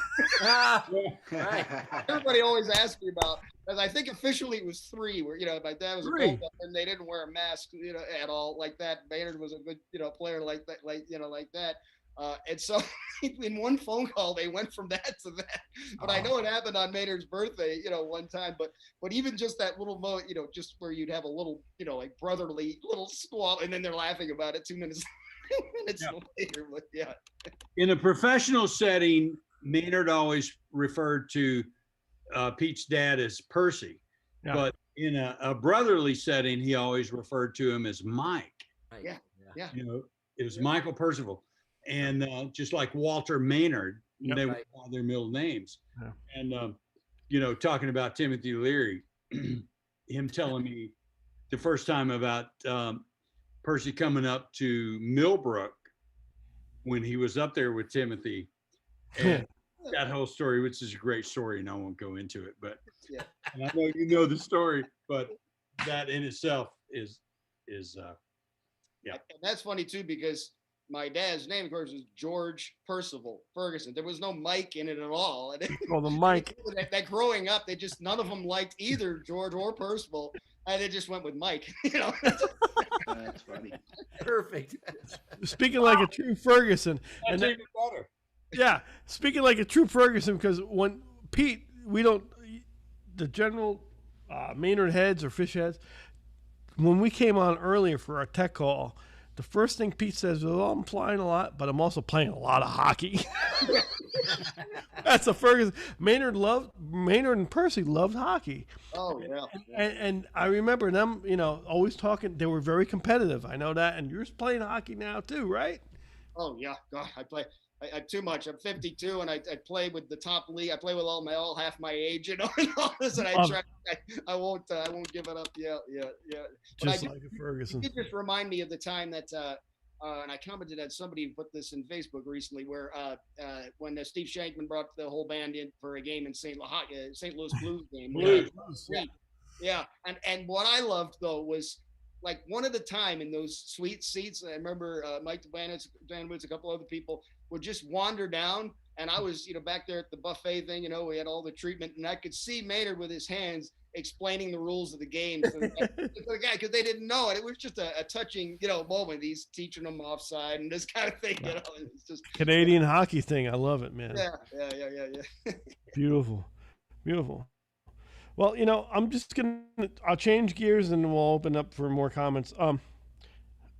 This could be a loaded question, and I'm actually scared about asking this, but I have to throw it out just because I'm a smelly, dirty trumpet player. Both Chip and Tom, we roomed together. So explain to me, post and pre, me being a valet and you guys being, integral parts of the band, how was it? A lot of people don't know paying dues. We all had roommates. And now a lot of the guys that go on the road, if they're fortunate enough to go on the road, guys or girls, don't have the roommate experience. And I learned, again, I'm being very forthcoming. I learned so much from you guys. But explain to me about the roommate situation, how it worked on his band, because I think it was part of the eloquence.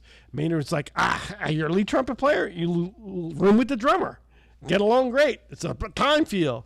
I'm playing with jazz trombonists and hanging out with jazz tenor players. So just expand on the roommate thing. I'm curious, and obviously Chip, you and I were on when I was valet, and same with Tom, but it was just, I think it's part of the organization. I don't know. What do you think, guys? Go ahead, Tom. Well, when I first got on the band, I was rooming with Doug Bickle. Oh, the pianist, wonderful pianist from Miami. Yeah. Right. So you guys know who Doug is and what he's like, and so that was an experience all in and of itself. We don't. Tom, Ed does. Tom, real quick. Sorry to interrupt, but one time when we went on that trip to India, Ed, remember, and Dennis and Bickle and John Owens and me, or maybe it was Dante. I think it was right before Tom came on, and there's a picture of the three of us in these cots in India. Yeah. And it's like the three bears. There's Papa Bear, which was Bickle, and there's Mama Bear, which was probably me. I was in the middle, and then Owens on one. Somebody got a picture, and Doug's laying there with his stomach, and one of the first things Ed said, no smoking, anything funny over here, be cool. And Doug's got like a whole thing, a peace pipe on his stomach. He's just like totally going. Yeah. So that's the first thing. Anyway, it was great. Yeah. Yeah, so that was Doug. Ronald Swansky, I was his roommate for a long time. That was great. I feel like you, Carl, and Doug, Ronald Swansky. I roomed with Bruce Galloway for a little bit, man. We got for Spike. When Spike came out, it was fun though. You have to admit. Spike is awesome. We all know Spike. I love all you guys so much. I felt like I've gotten closer to you because of being the roommates. Yeah, I mean, yeah, you had a little privacy, you lacked a little privacy, but it just, to me, it was, I don't know. I look back on those as fond memories for sure. Me too. Yeah. Me too. Yeah. Same here. Well, Same here. I had a lot of roommates. Like I said, when I came on, it was Christian was my first roommate, Christian, yeah.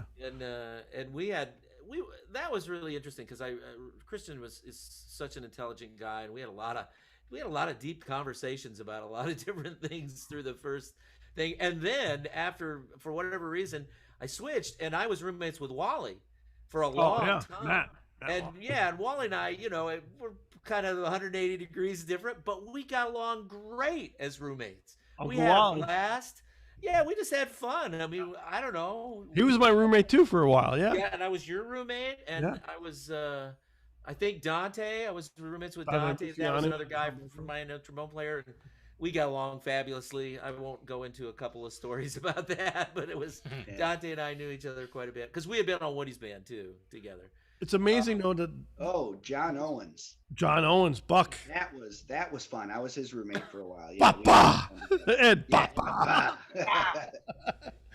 Yeah, but Hey, a lot of hey, people Al. don't know that. Don't know that the just the camaraderie between people, because Yeah. Maynard was great at not just putting people together, and Ed had a lot to do with this too, and so did Pete.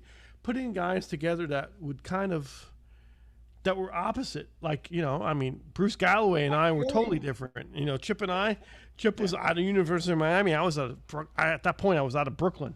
I didn't go to university. I got my ass kicked in Brooklyn, So it was like, this guy's showing me, harmonic minor scales. I'm like, how do you spell that? And same thing with Tom. I remember when I was assigned to Bruce. At first, I was a little nervous, because Bruce, how he is. He you got to earn his respect, kind of thing, And so I was a little trepidation going on there. But man, I tell you, once we were in the middle of it, I mean, we got along great. We loved having coffee in the morning, and Yeah. yeah. You find the camaraderie and this common bond.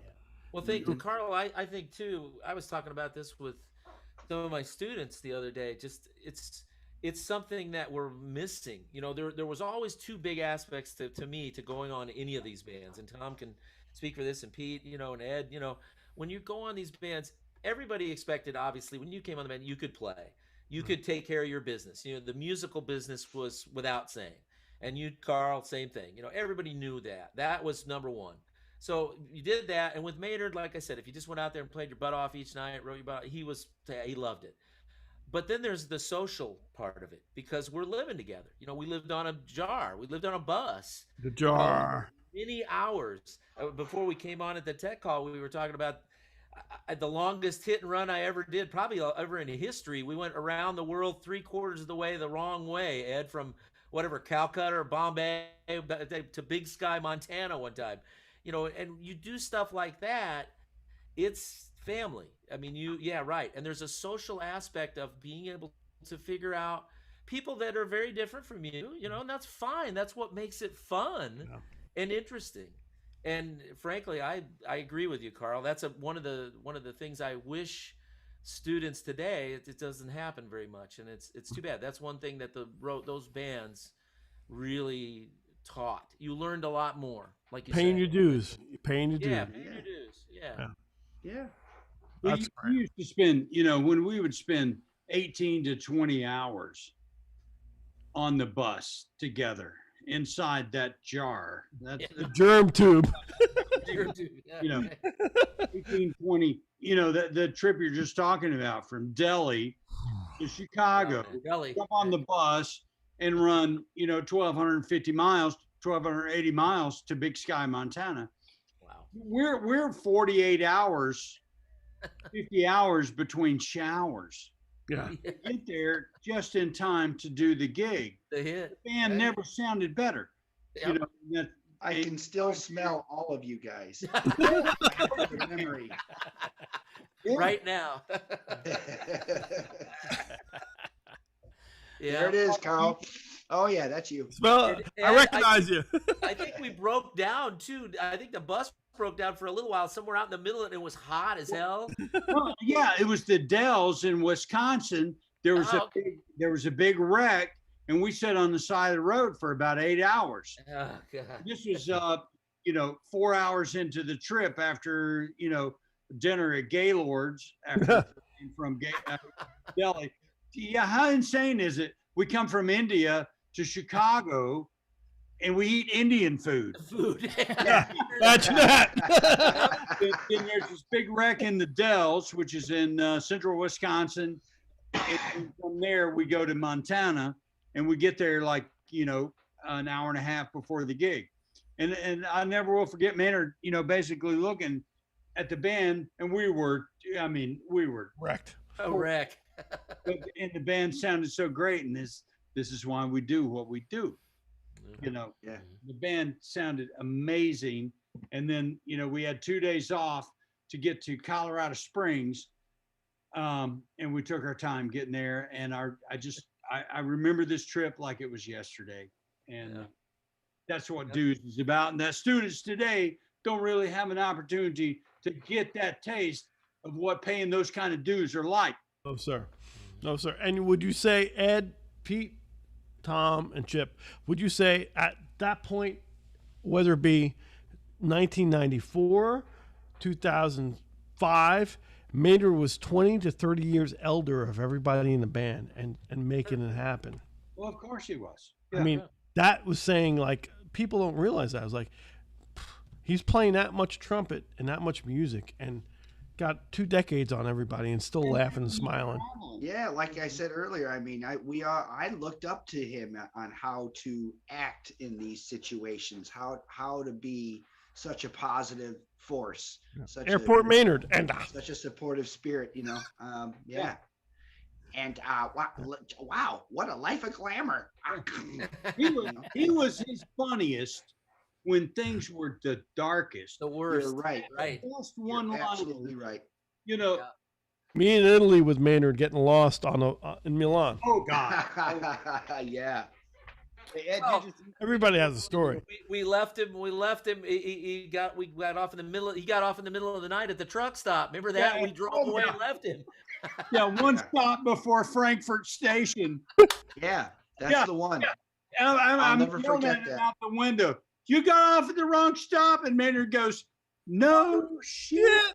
Yeah. And I go down like a sack of potatoes. I'm having hyperventilating because I'm banging on every window trying to get. And I go down, and Maynard's like, "Breathe, breathe." He's telling me to breathe. And he's like, "Come on, let's go have a drink." I'm like, "Huh?" That was one, but then the other one I'm talking about, Ed, remember we were somewhere out in the middle of nowhere, and it was the middle of the night, and Maynard had his onesie thing on, his little thing. Yeah. He got into the truck stop, and We left him. we left. We were all asleep, and then Ed comes back about a half an hour later and goes, "Anybody see Maynard? Maynard, is he there?" And Maynard fucking he realized, so he calls Flo, and Flo. That's right. Flo, are you all right? Are you awake? And This we was get back before cell phones, by the way, for Yeah, anybody you get listening. back to the truck stop, and Maynard's bought all this stuff, in the fucking truck stop. All this. And he had was those so big great. moccasins on. The brown ones.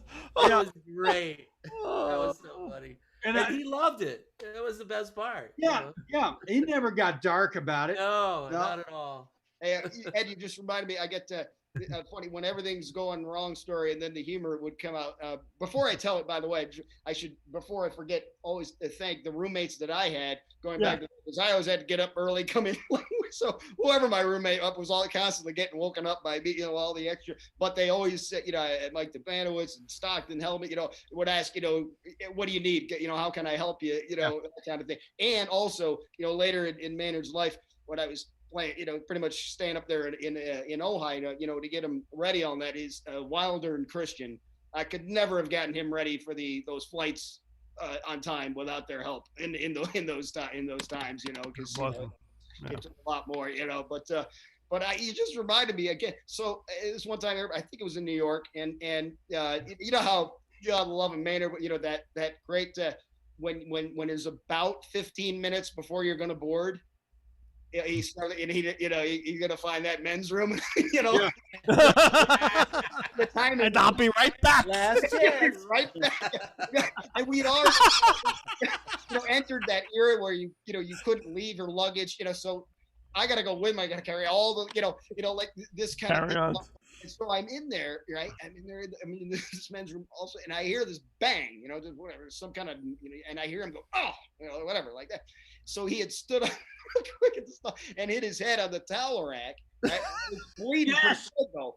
It's bleeding good, though. And so but now we're checking in, but of course he was over a certain age. He had this.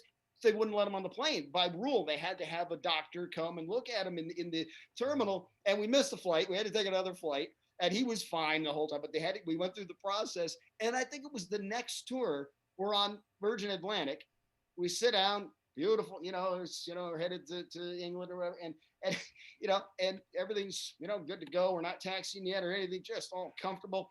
Just starts taxiing. Somebody had left one of the overheads open, and it pops open a little. We're still on the ground, and a water bottle falls out, hits him in the head, cuts his head, starts bleeding again. They got to stop everything, call a doctor. Happening again. But here's the beauty of it. So it's like it's all gonna. They bring him to the front of the plane. Now we're on the taxiway somewhere still. Waiting for the doctor to come. And all five just beautiful flight attendants from Virgin Atlantic are all, is there anything? And Maynard's sitting down low, like this. They're just surrounding him. And he looks up at me and he goes, Pete, we got to pull this scam every time. Yep. It's just like the one-liner right on time again. God. We miss him so much. Oh my God. Oh boy. Love it. Steven, how you doing? How are the Maynard heads? They're hanging out. We have any questions? We'll open it up again. Yeah, we're good. Speaking of roommates, we got a couple other roommates here in the chat. We got Mr. Rana Swansky. Yeah. Yep. And we got one of our guests from last week's show, Mr. Frank Abramson. Frankie A. Hanging out with us. All right. Yeah. Somebody mentioned flow a couple minutes ago, and we had a question come out like really, really early in the night. So I'm sorry, James, for not getting to it sooner. But the question is if you guys would have any insight to this.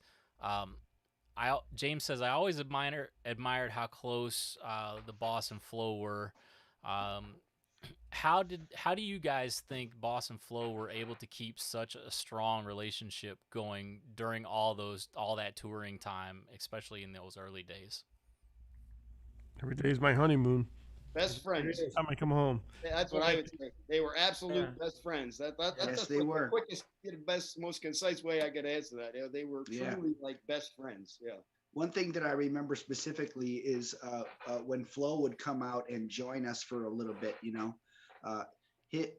Maynard and Flo were like two children that are just got back together to play, and it was really amazing to see their aura when they got together. It was really I'd really never seen any couple especially at that age that just would be so happy and childlike, and to see each other. It was really, really incredible. That's a really good point. When I would drive the final little drive home to Ojai after come into the house, and you would think those two had been married for about a year. It was just all fun. Where's my hairbrush and mirror? And he'd be in a van or in a bus brushing his hair and taking my Listerine, and he'd take his Listerine, and it was the sweetest, coolest thing I've ever seen. Absolutely. Right? Yeah, I remember going to their house several times, and hanging with them, working on music. We had those big crates of music out back, and I was there doing some of that stuff and just hanging with the two of them. Yeah, I agree. Like Tom said, it was just like two kids that had all their toys around them, and they just had fun constantly. And it was great. They really depended on each other. Wow. And that was. Speaking of Flo, I'll never forget the time when we were trying to do that endorsement for Dockers, and we had to do that video, and Flo was out at that time, you know, and we were wearing the V-necks, cashmere sweaters. Right. Oh, they were itchy as hell. It was like We the were wearing, remember the we were going to itchy wear thing? t-shirts underneath, but she's like, you guys got to take the t-shirts off and spread the V-necks out because you need to exude sexuality. I remember that. Right. I'll never That's forget wrong. her saying that, exude sexuality. And here Yeah. I am with my big beer gut, you know. How am I going to exude sexuality here? Oh my god. That's a fun. great. Hopefully we answered that. Steven, you have any more? Yeah. Had a nice little message here. Yo guys, happy MF birthday. Miss you all and miss Maynard like crazy from Mr. Eric Miyashiro. Ah, yeah, Eric. Hanging out with us tonight. yeah, man. Had one for Ed here. And actually Pete, actually anybody that ran that valet role probably had to deal with this, but the question is the fans always felt like a major part of every single show. The band, you know, it was just kind of an extension, and you guys always made it a point to make the fans feel like they were a part of the organization in some way. How were you guys able to balance letting fans feel that part, but still being able to work, you know, and get the job done and perform a show? Very delicately, right, guys? Yeah. Yeah. Ed, go ahead, please. All right. Well, before we get too far down the line, I want to thank Eric Miyashiro. The time we spent in Japan, he dedicated his time to taking Maynard, Flo, and I to Kyoto, to Osaka, and I truly think Eric's one of the greatest trump players on the planet, and I love him dearly, and I appreciate Here. his time. So Yeah. I don't want to miss that. And also remember the times that we did the Battle of the Bands, which Maynard hated that term, at the Great American Music Hall in San Francisco, and we shared the stage with Buddy, and that's when we first got to meet Eric and hear him play. And I love him dearly, and he loves Maynard like we do. And I just hate that he never got to, be on the bus and tour with us, but he did get to play with us, upon occasion. So, Yeah.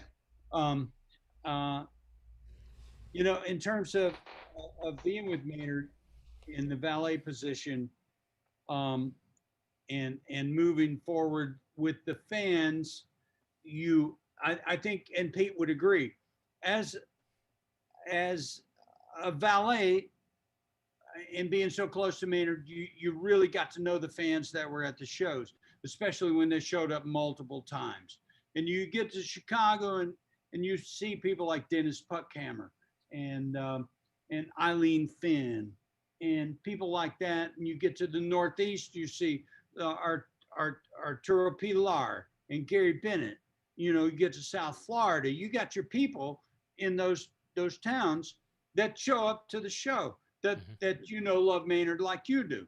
So how can you not relate to them? Just like Carl. I mean, when we were in South Florida and Carl was 14 years old, and his dad shows up with him and tells me he's a trumpet player, and and Carl it was Carl. He was lovable, even as a kid. Not anymore, though. Not anymore. Well, that's why I said as a kid. Yeah, right. Yeah. So, Actually, it was in New York at the Blue Note. It was when I first met you. yeah. Crazy. So you get to know these people around the country, and you expect them to show up at those shows. Minnesota, all of our Chicago people, Dan and Mike in Dallas Minnesota. people, Denver people, Los Angeles. So fans. I mean, the fans. Even in Jones' world, the jet heads, they call them. Yeah. That if it wasn't for those people, why do we do what we do out there? Because those are the ones that support what we do. Yeah. So, to me, the fans are enriched my life greatly, and I made such great friends with all the fans that came out. I think the fans feel the same way, because whenever we talk about Maynard, it's always about the personnel and the management and people who were cognizant of the relationships that everybody grew. It wasn't just one it was a organization and people that had relationships. It was, yeah. And Maynard was so generous too, Carl. You know, after the show, in putting together meet and greets, you know, he would do the meet and greets while the crew was packing out. Yep. You know, and he would sign 150 autographs and take pictures. That was important because they got that special moment with Maynard, and we see it every day that people post pictures with Maynard. You know, they had 30 seconds or a minute with him, but that's a moment in their lives that they will never forget, and that's special. And Pete and I knew the importance of that along the way, and tried to make sure that that happened, and that's important then, and it's important now. I was like, sometimes it was really hard to walk that line, you know, brutal, really, you know, of getting and moving things in and out, you know, actual carrying things, but you're also trying to keep track of Maynard and keep, you know, make sure he's ready to sign, you know, and then you would just run this mental, I know you did this, I learned this from Ed, you know, this mental thing of where, okay, I've got to get back to so-and-so because I kind of brushed him off there because he doesn't, you know, a fan realizing I had to carry this out, I had to do this, but I've got to find him again to make sure, you know, you didn't want to leave it looking like we didn't appreciate, you know, and it was hard sometimes, but like you just said it perfectly. I mean, that's the whole reason, you know, I mean, that's who's supporting the whole reason that you're doing. We're out there. Exactly. Yeah. And I want to be very specific too. It's funny you say that, Pete, because I just want to put for the younger people, I was in that role. And so after Ed and before Pete, I was in that role. I wasn't, you know, I hate my playing, but I wasn't, yes, I'm a trumpet player, but at the same time, nothing was beneath me as far as taking care of my idol, which was Maynard Ferguson. And Stan Mark would say the same thing. I know, Ed, you learned to gig from Stan Mark. And I remember Ed telling me, your first gig is to really worry about Maynard. And it could be brutal because sometimes you have to be the fall guy.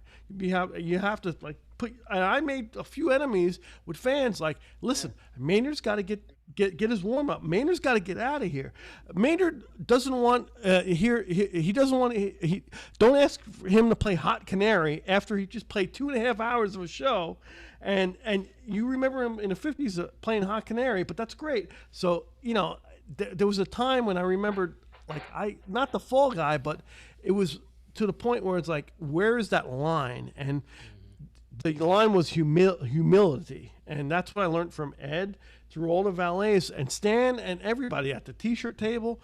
And it was very eye-opening to me because the fans supported what we did. Sure. So, you know, I'm sorry, I just had to bring that in because it's, again, paying your dues. That's all. Yeah.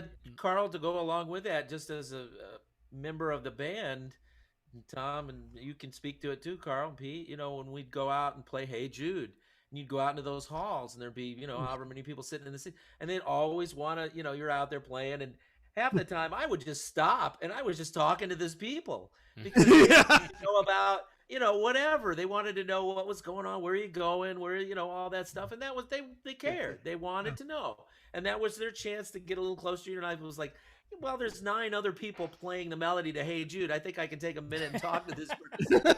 And it'll be okay. You know? We can live without it for a minute. You know? I don't need to play octaves in unison. Oh, we did. Don't worry. Oh, yeah. Oh, it happened. Oh, yeah. There are many. Brew has many board tapes of stuff that shouldn't have gone out there through the airwaves. Oh, it's appropriate. It's appropriate.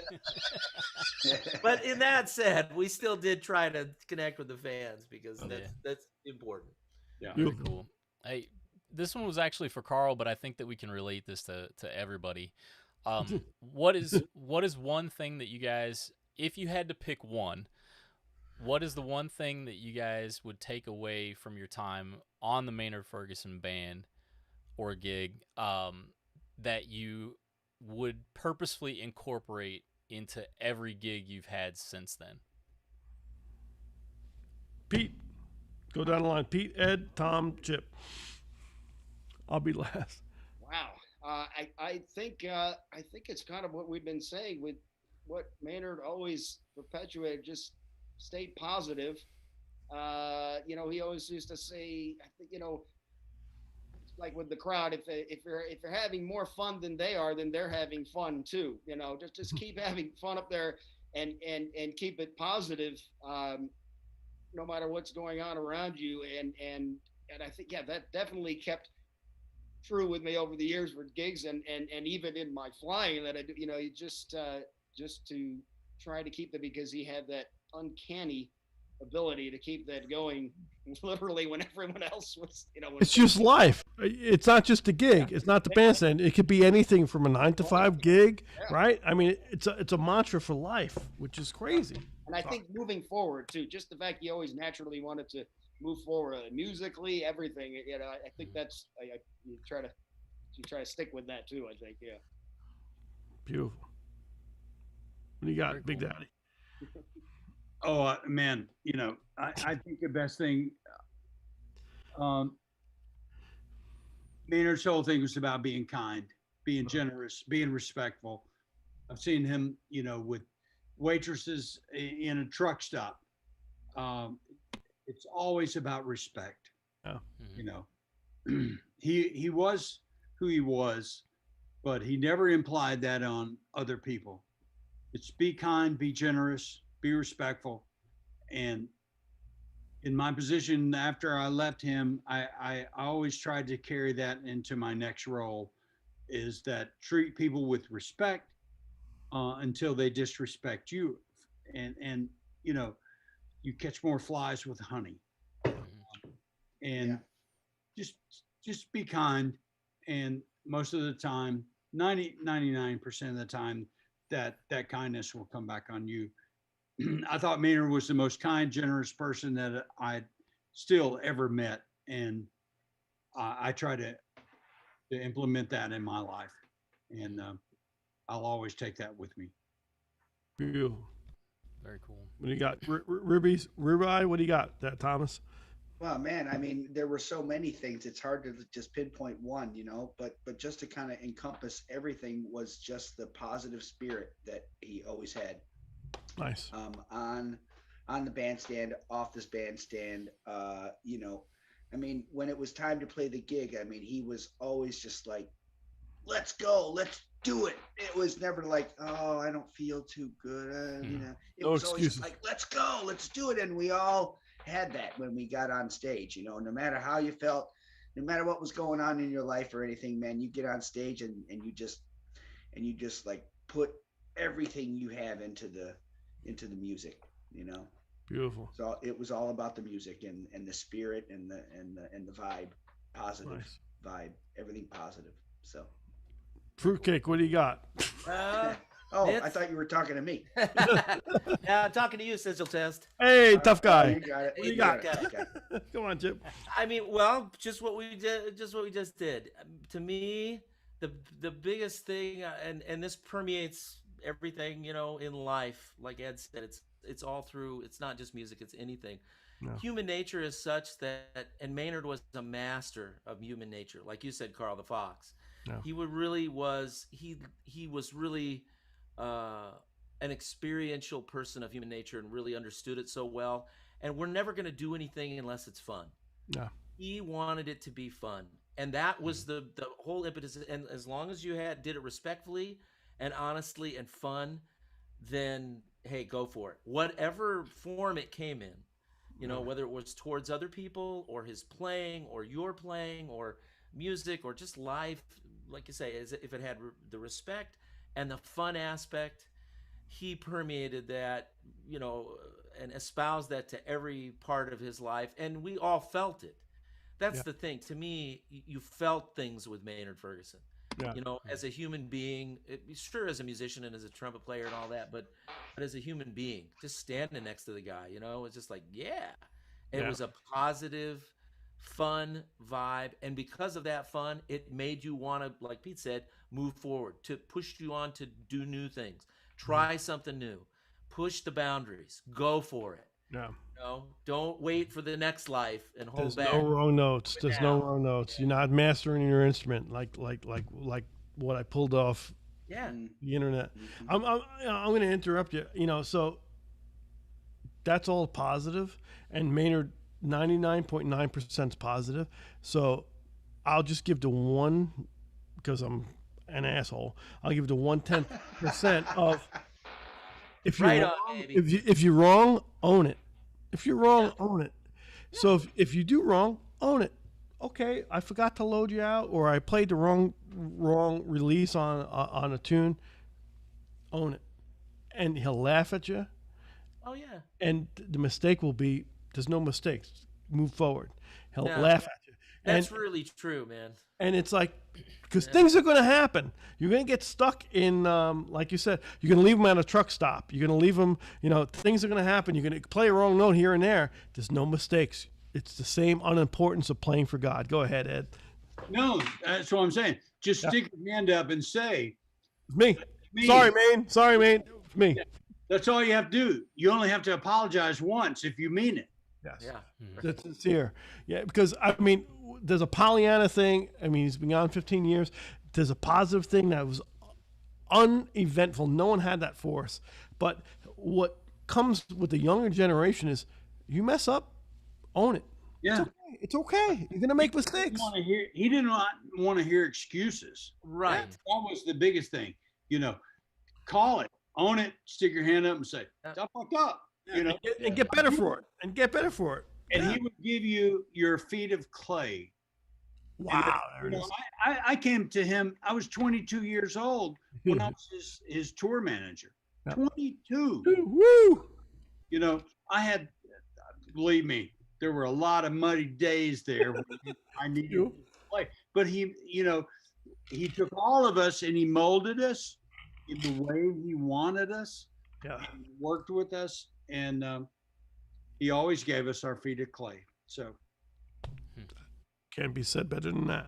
Thank you. Yeah, that's great. I got another one, Carl, before I turn it back over to you. Okay. So I kind of. How's everybody doing? Everybody hanging out? Before everybody cool? Is there any fishing going on? Or are we good so far? We're getting close. Yeah, but anybody going close. fishing? Everybody fishing? All right, we're good. It's All right. ready to go fishing in the morning. Not sword fishing, but fishing. Exactly. So Carl, and I'll tie this back to something personal that Carl and I came across. Is we were doing a clinic in New Jersey, and there's about 150 kids sitting in front of us right before the clinic starts. And I leaned over to Carl and I was like, not one of these kids that's here today got the chance to hear Maynard play live. And it kind of took him by surprise for a second, because we forget, because, we're constantly thinking about, that time and Maynard and his involvement in everybody's lives. And, we tend to forget that it has been quite a while since he passed. And there's kids that are graduating and going into college now that never got to hear him play live. So the question that was posed in the chat that kind of ties to this is, you guys speak so eloquently about Maynard as a person. How would you describe his sound to somebody that never got to hear it live? And how would you help to promote, him as a performer in that sense to the younger students? Let's go Chip, Tom, and Ed. And Chip, go ahead. His voice and his soul. That's how I'd say about his sound. It came through every note. Every note. Loud, soft, high, low.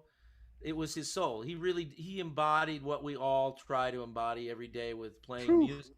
And that's to bare your soul to everybody else for the betterment of everybody else. We were fortunate. We got to travel all over the world, play for all kinds of people. And the one thing I've done all my life in playing with a lot of different artists, Maynard and everybody else, was realize that people are just people, and we all have much more in common than we do difference. And that's one thing that's so sad about the world today. Everybody's so hell-bent on focusing on the differences rather than the commonalities. Oh, And wow. Maynard, his soul and his voice was a common voice for everyone, and that's why it was great. Whatever came out with love and came out with everything that embodied his soul, and that's what people pay to see. They don't care about the jive BS. They want to hear that come through. That's what they want to hear, and that's why people went to see him all those years, 50 years. Wow, that's great. What do you got, Tom? Same. Well, after what Chip said, I forgot what the question was. Why are you so good? Because you're good. You're a good kid. Why good? Okay, I can answer that. Why good? Why are you so good? Nah, one of the thoughts that I had was I think it was my first gig, with Maynard. I was walking backstage and he was practicing in his dressing room. It's the first time I had ever hear him warm up. And it sounded like 10 trumpet players playing at the same time. I mean, it was the hugest, it was the biggest sound I've ever heard come out of a trumpet. And immediately I was just like, oh my God, it was just one of those eye openers for me. So that's what you can imagine if you've never heard Maynard before, is just, No. It's like the sound that came out of his horn was bigger than any sound I've ever heard anybody ever play. I mean, 10 times as big. Yep. So. And I'll just expand on that. And I'll let Ed, my whole thing was talking to John Faddis when I was younger. He goes, "You ever hear Louis Armstrong play trumpet?" I'm like, "Yeah, recordings." He goes, "No." Because if you heard Louis Armstrong, and Maynard loved Louis, we all know this, and Dizzy Gillespie. If you heard Louis Armstrong play, the way they recorded, he had one mic in a room and the band was set up around a microphone. And he goes, his sound was humongous. Yeah. And it embodied your whole spirit. And now, so Stephen prepares this question to me. These kids never heard Maynard. They never had the privilege of sitting in front of his bell or even 10 feet from his bell and hearing it acoustically and knocking you over, but also playing a ballad so lusciously and beautiful and having the soul and his being coming out, his personality coming out of the bell. It can only be a shadow of a recording, even though recording technology is great. It can only be the shadow of the recording of what was live. That changed my life, and I know it changed everybody's life. And Ed and Pete, please tell me about it, because when was it? I'm sure you. I mean, you said this. I'm not going to spoil the story. Hearing Stan Mark and Maynard play back when you were in college. Tell me about that. I mean, yeah.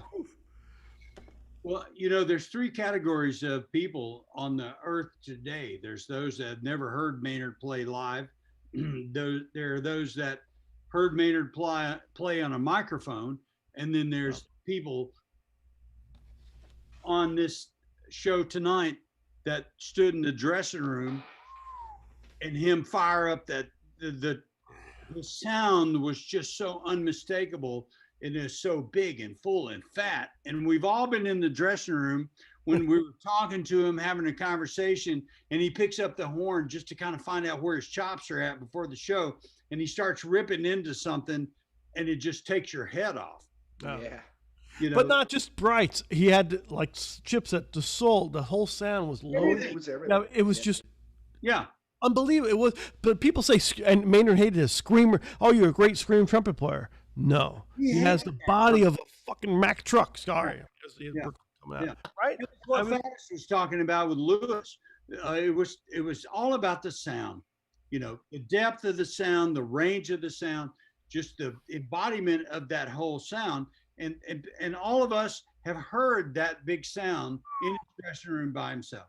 So, to be able to hear that, I'm happy that we have the legacy of Maynard's music that's going to be passed on throughout generations.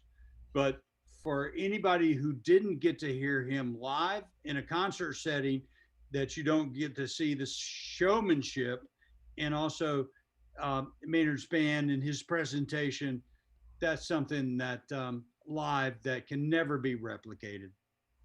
I will. Yep. I'm gonna Ed. That's so beautiful, and I'm just gonna say, if you haven't heard it, support Chip, Tom, Pete, Mike MacArthur, Sal Giorgiani, Matt Wallace, everybody who was on Maynard's band, who actually experienced Maynard's band, not the guys that said they were on for a week or two, and right, experienced the guys that were actually on the band that lived it and heard it, and they'll be liaisons.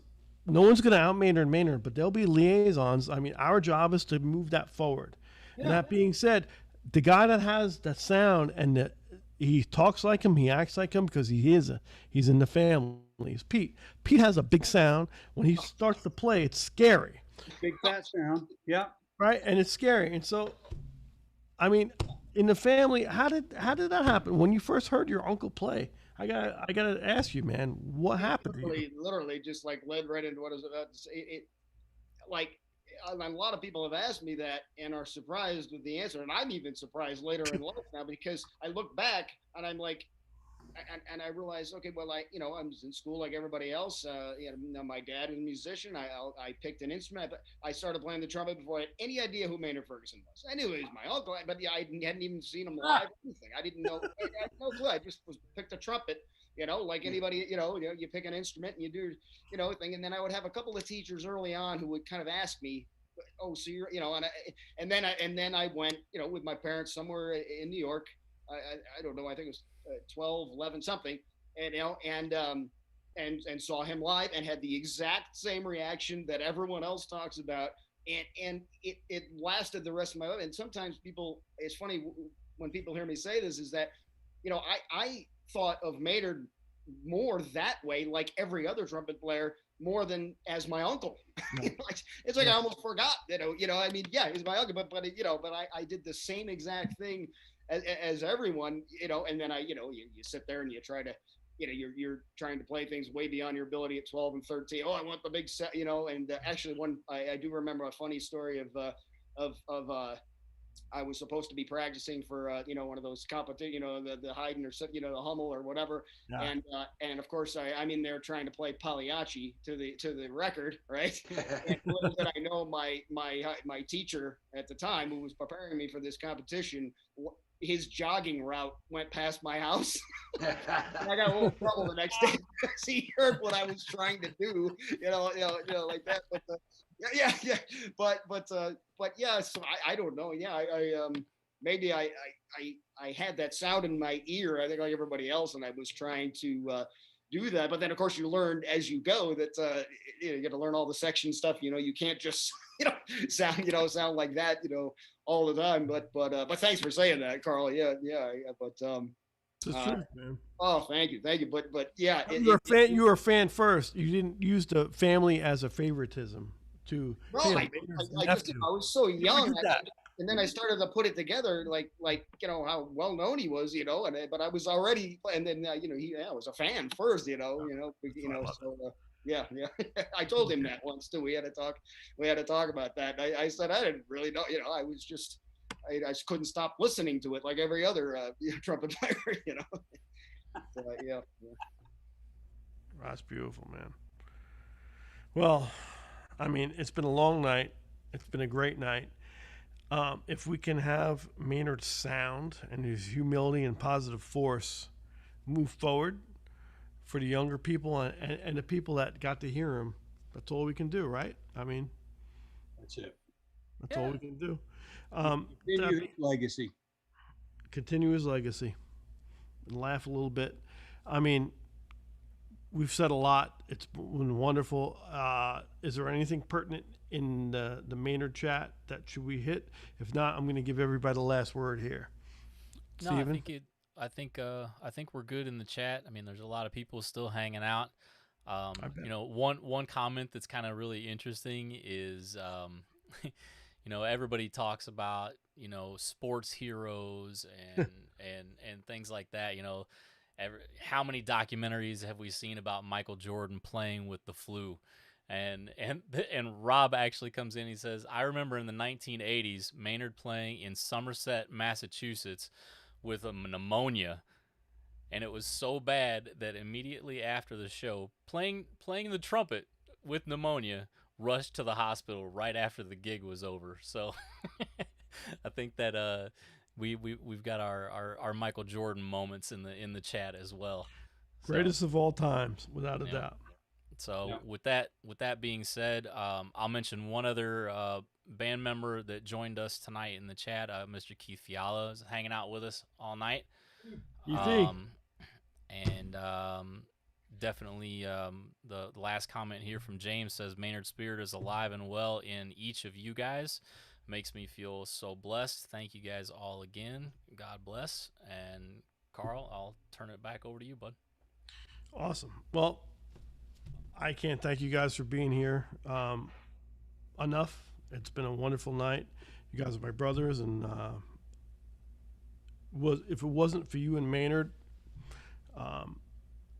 it would be an unmusical, unhappy world. So thank you for moving him forward and sharing your experiences and life stories with us. It means the world to me.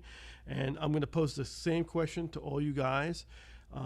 And before I pose the question, let's all thank every week, 53 episodes now, or 52. I don't know what the hell it is. I can't. I play trumpet. I got 3 fingers.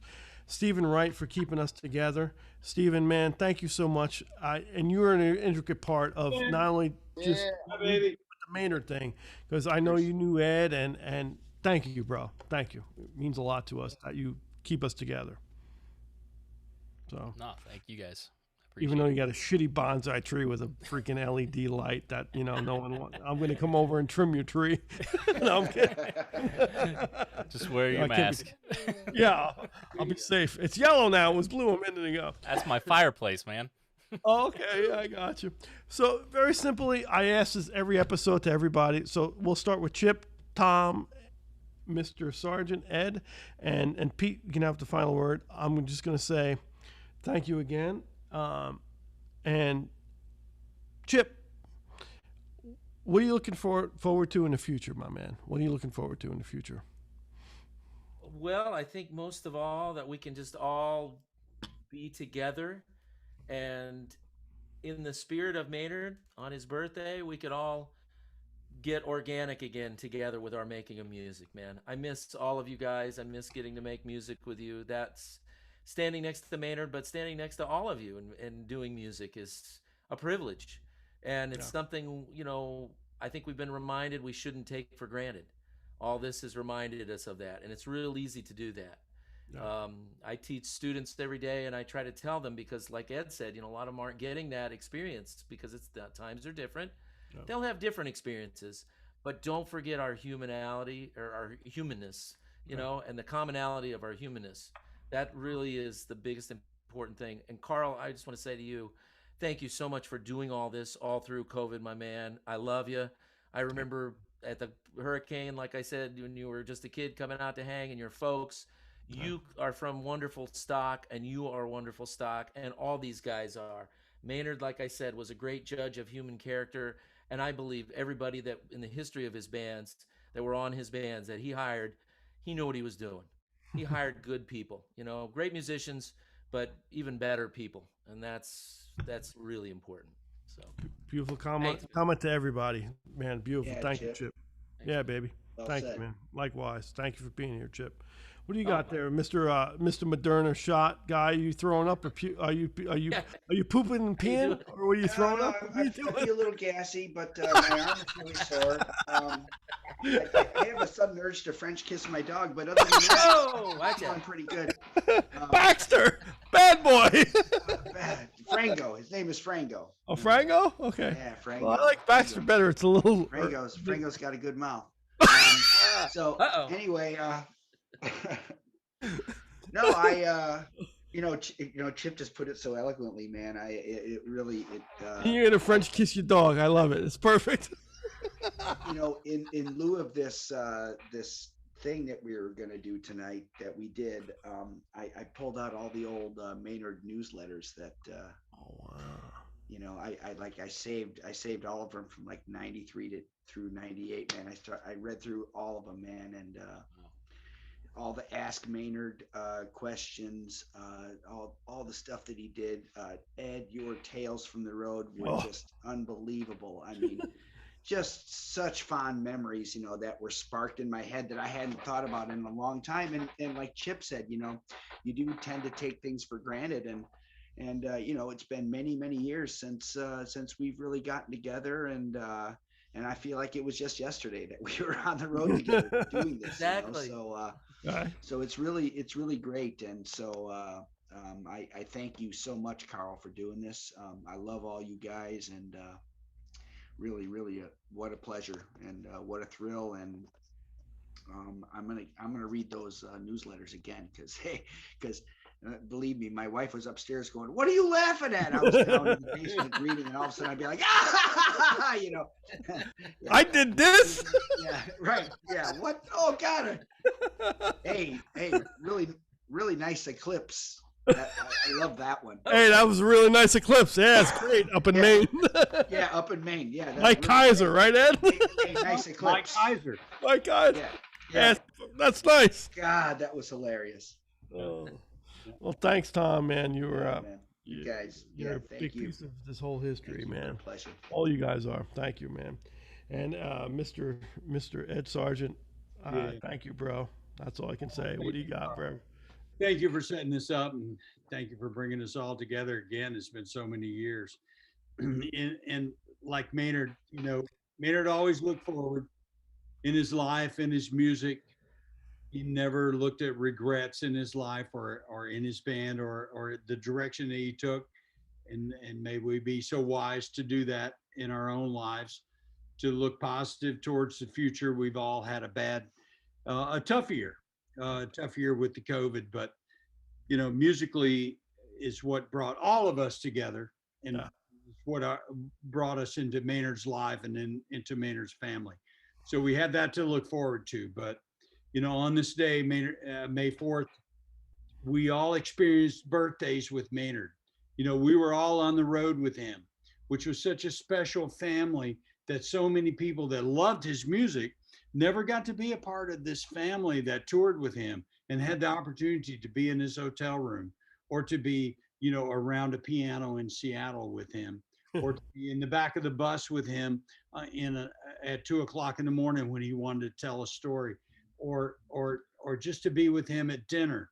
And that is what today is all about. And for us to celebrate his greatness and the fact that we loved him so much, but most of all, the influence that he had on all of us going forward in our lives. And that's what today is all about. I love you all so much, and I love Maynard.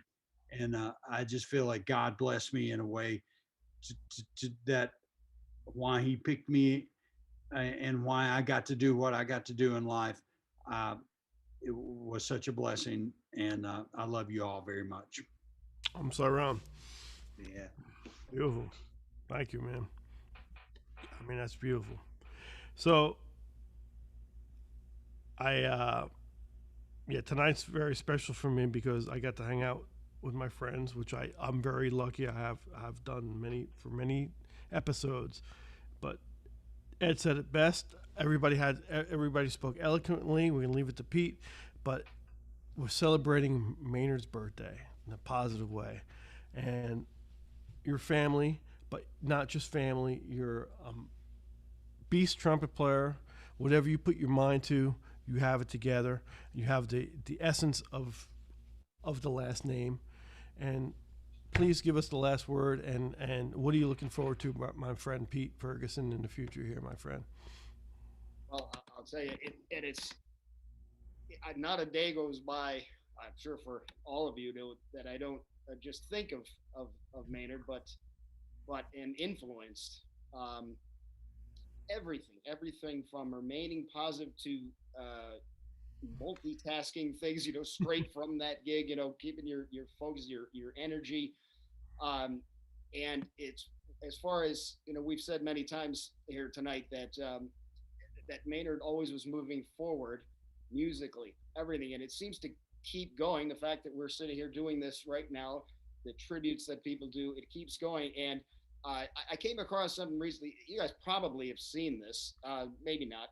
but it was new to me at the time. And sure, it wasn't live because, as you guys have mentioned, kids, haven't been never saw Maynard live.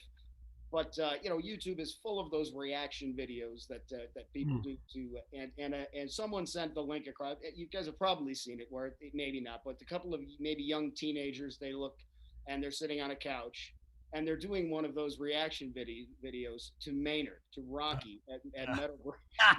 And and I don't know if you've seen it or not, but and I looked at and so sure, it's not live, right? But it is living on. They enjoyed it. It continues to move on. And in this year we've had with COVID and everything, so many young people are missing out on so many social events and live music as well. At least there's that. And now as things start to come back together again, it's all, you guys are, wonderful musicians and arrangers, composers, that I'd like to see, when all that starts to come back together, that all that keeps living on and advancing, just like Maynard would want it to do with his music, and you guys and everybody else's. I think that's the essence, really, of what Maynard would want to see. Just and again, it's funny for me because, I happen to be related to him, but he's saying exactly the same thing right now if I were not, I just it's just I happen to have the same last name, but I think we all know that's he just wants all of that positive music and people to come back together and have it continue on. But it was just funny when I saw that little video that it is living on in different ways, but it is still living on. Sure is. Yeah. In the spirit of Maynard Ferguson, let him live in our hearts forever. Thank you, gentlemen. Yeah, man. Thanks, man. Carl. Love you, cats. Carl. We'll catch Well you done. soon. Good night.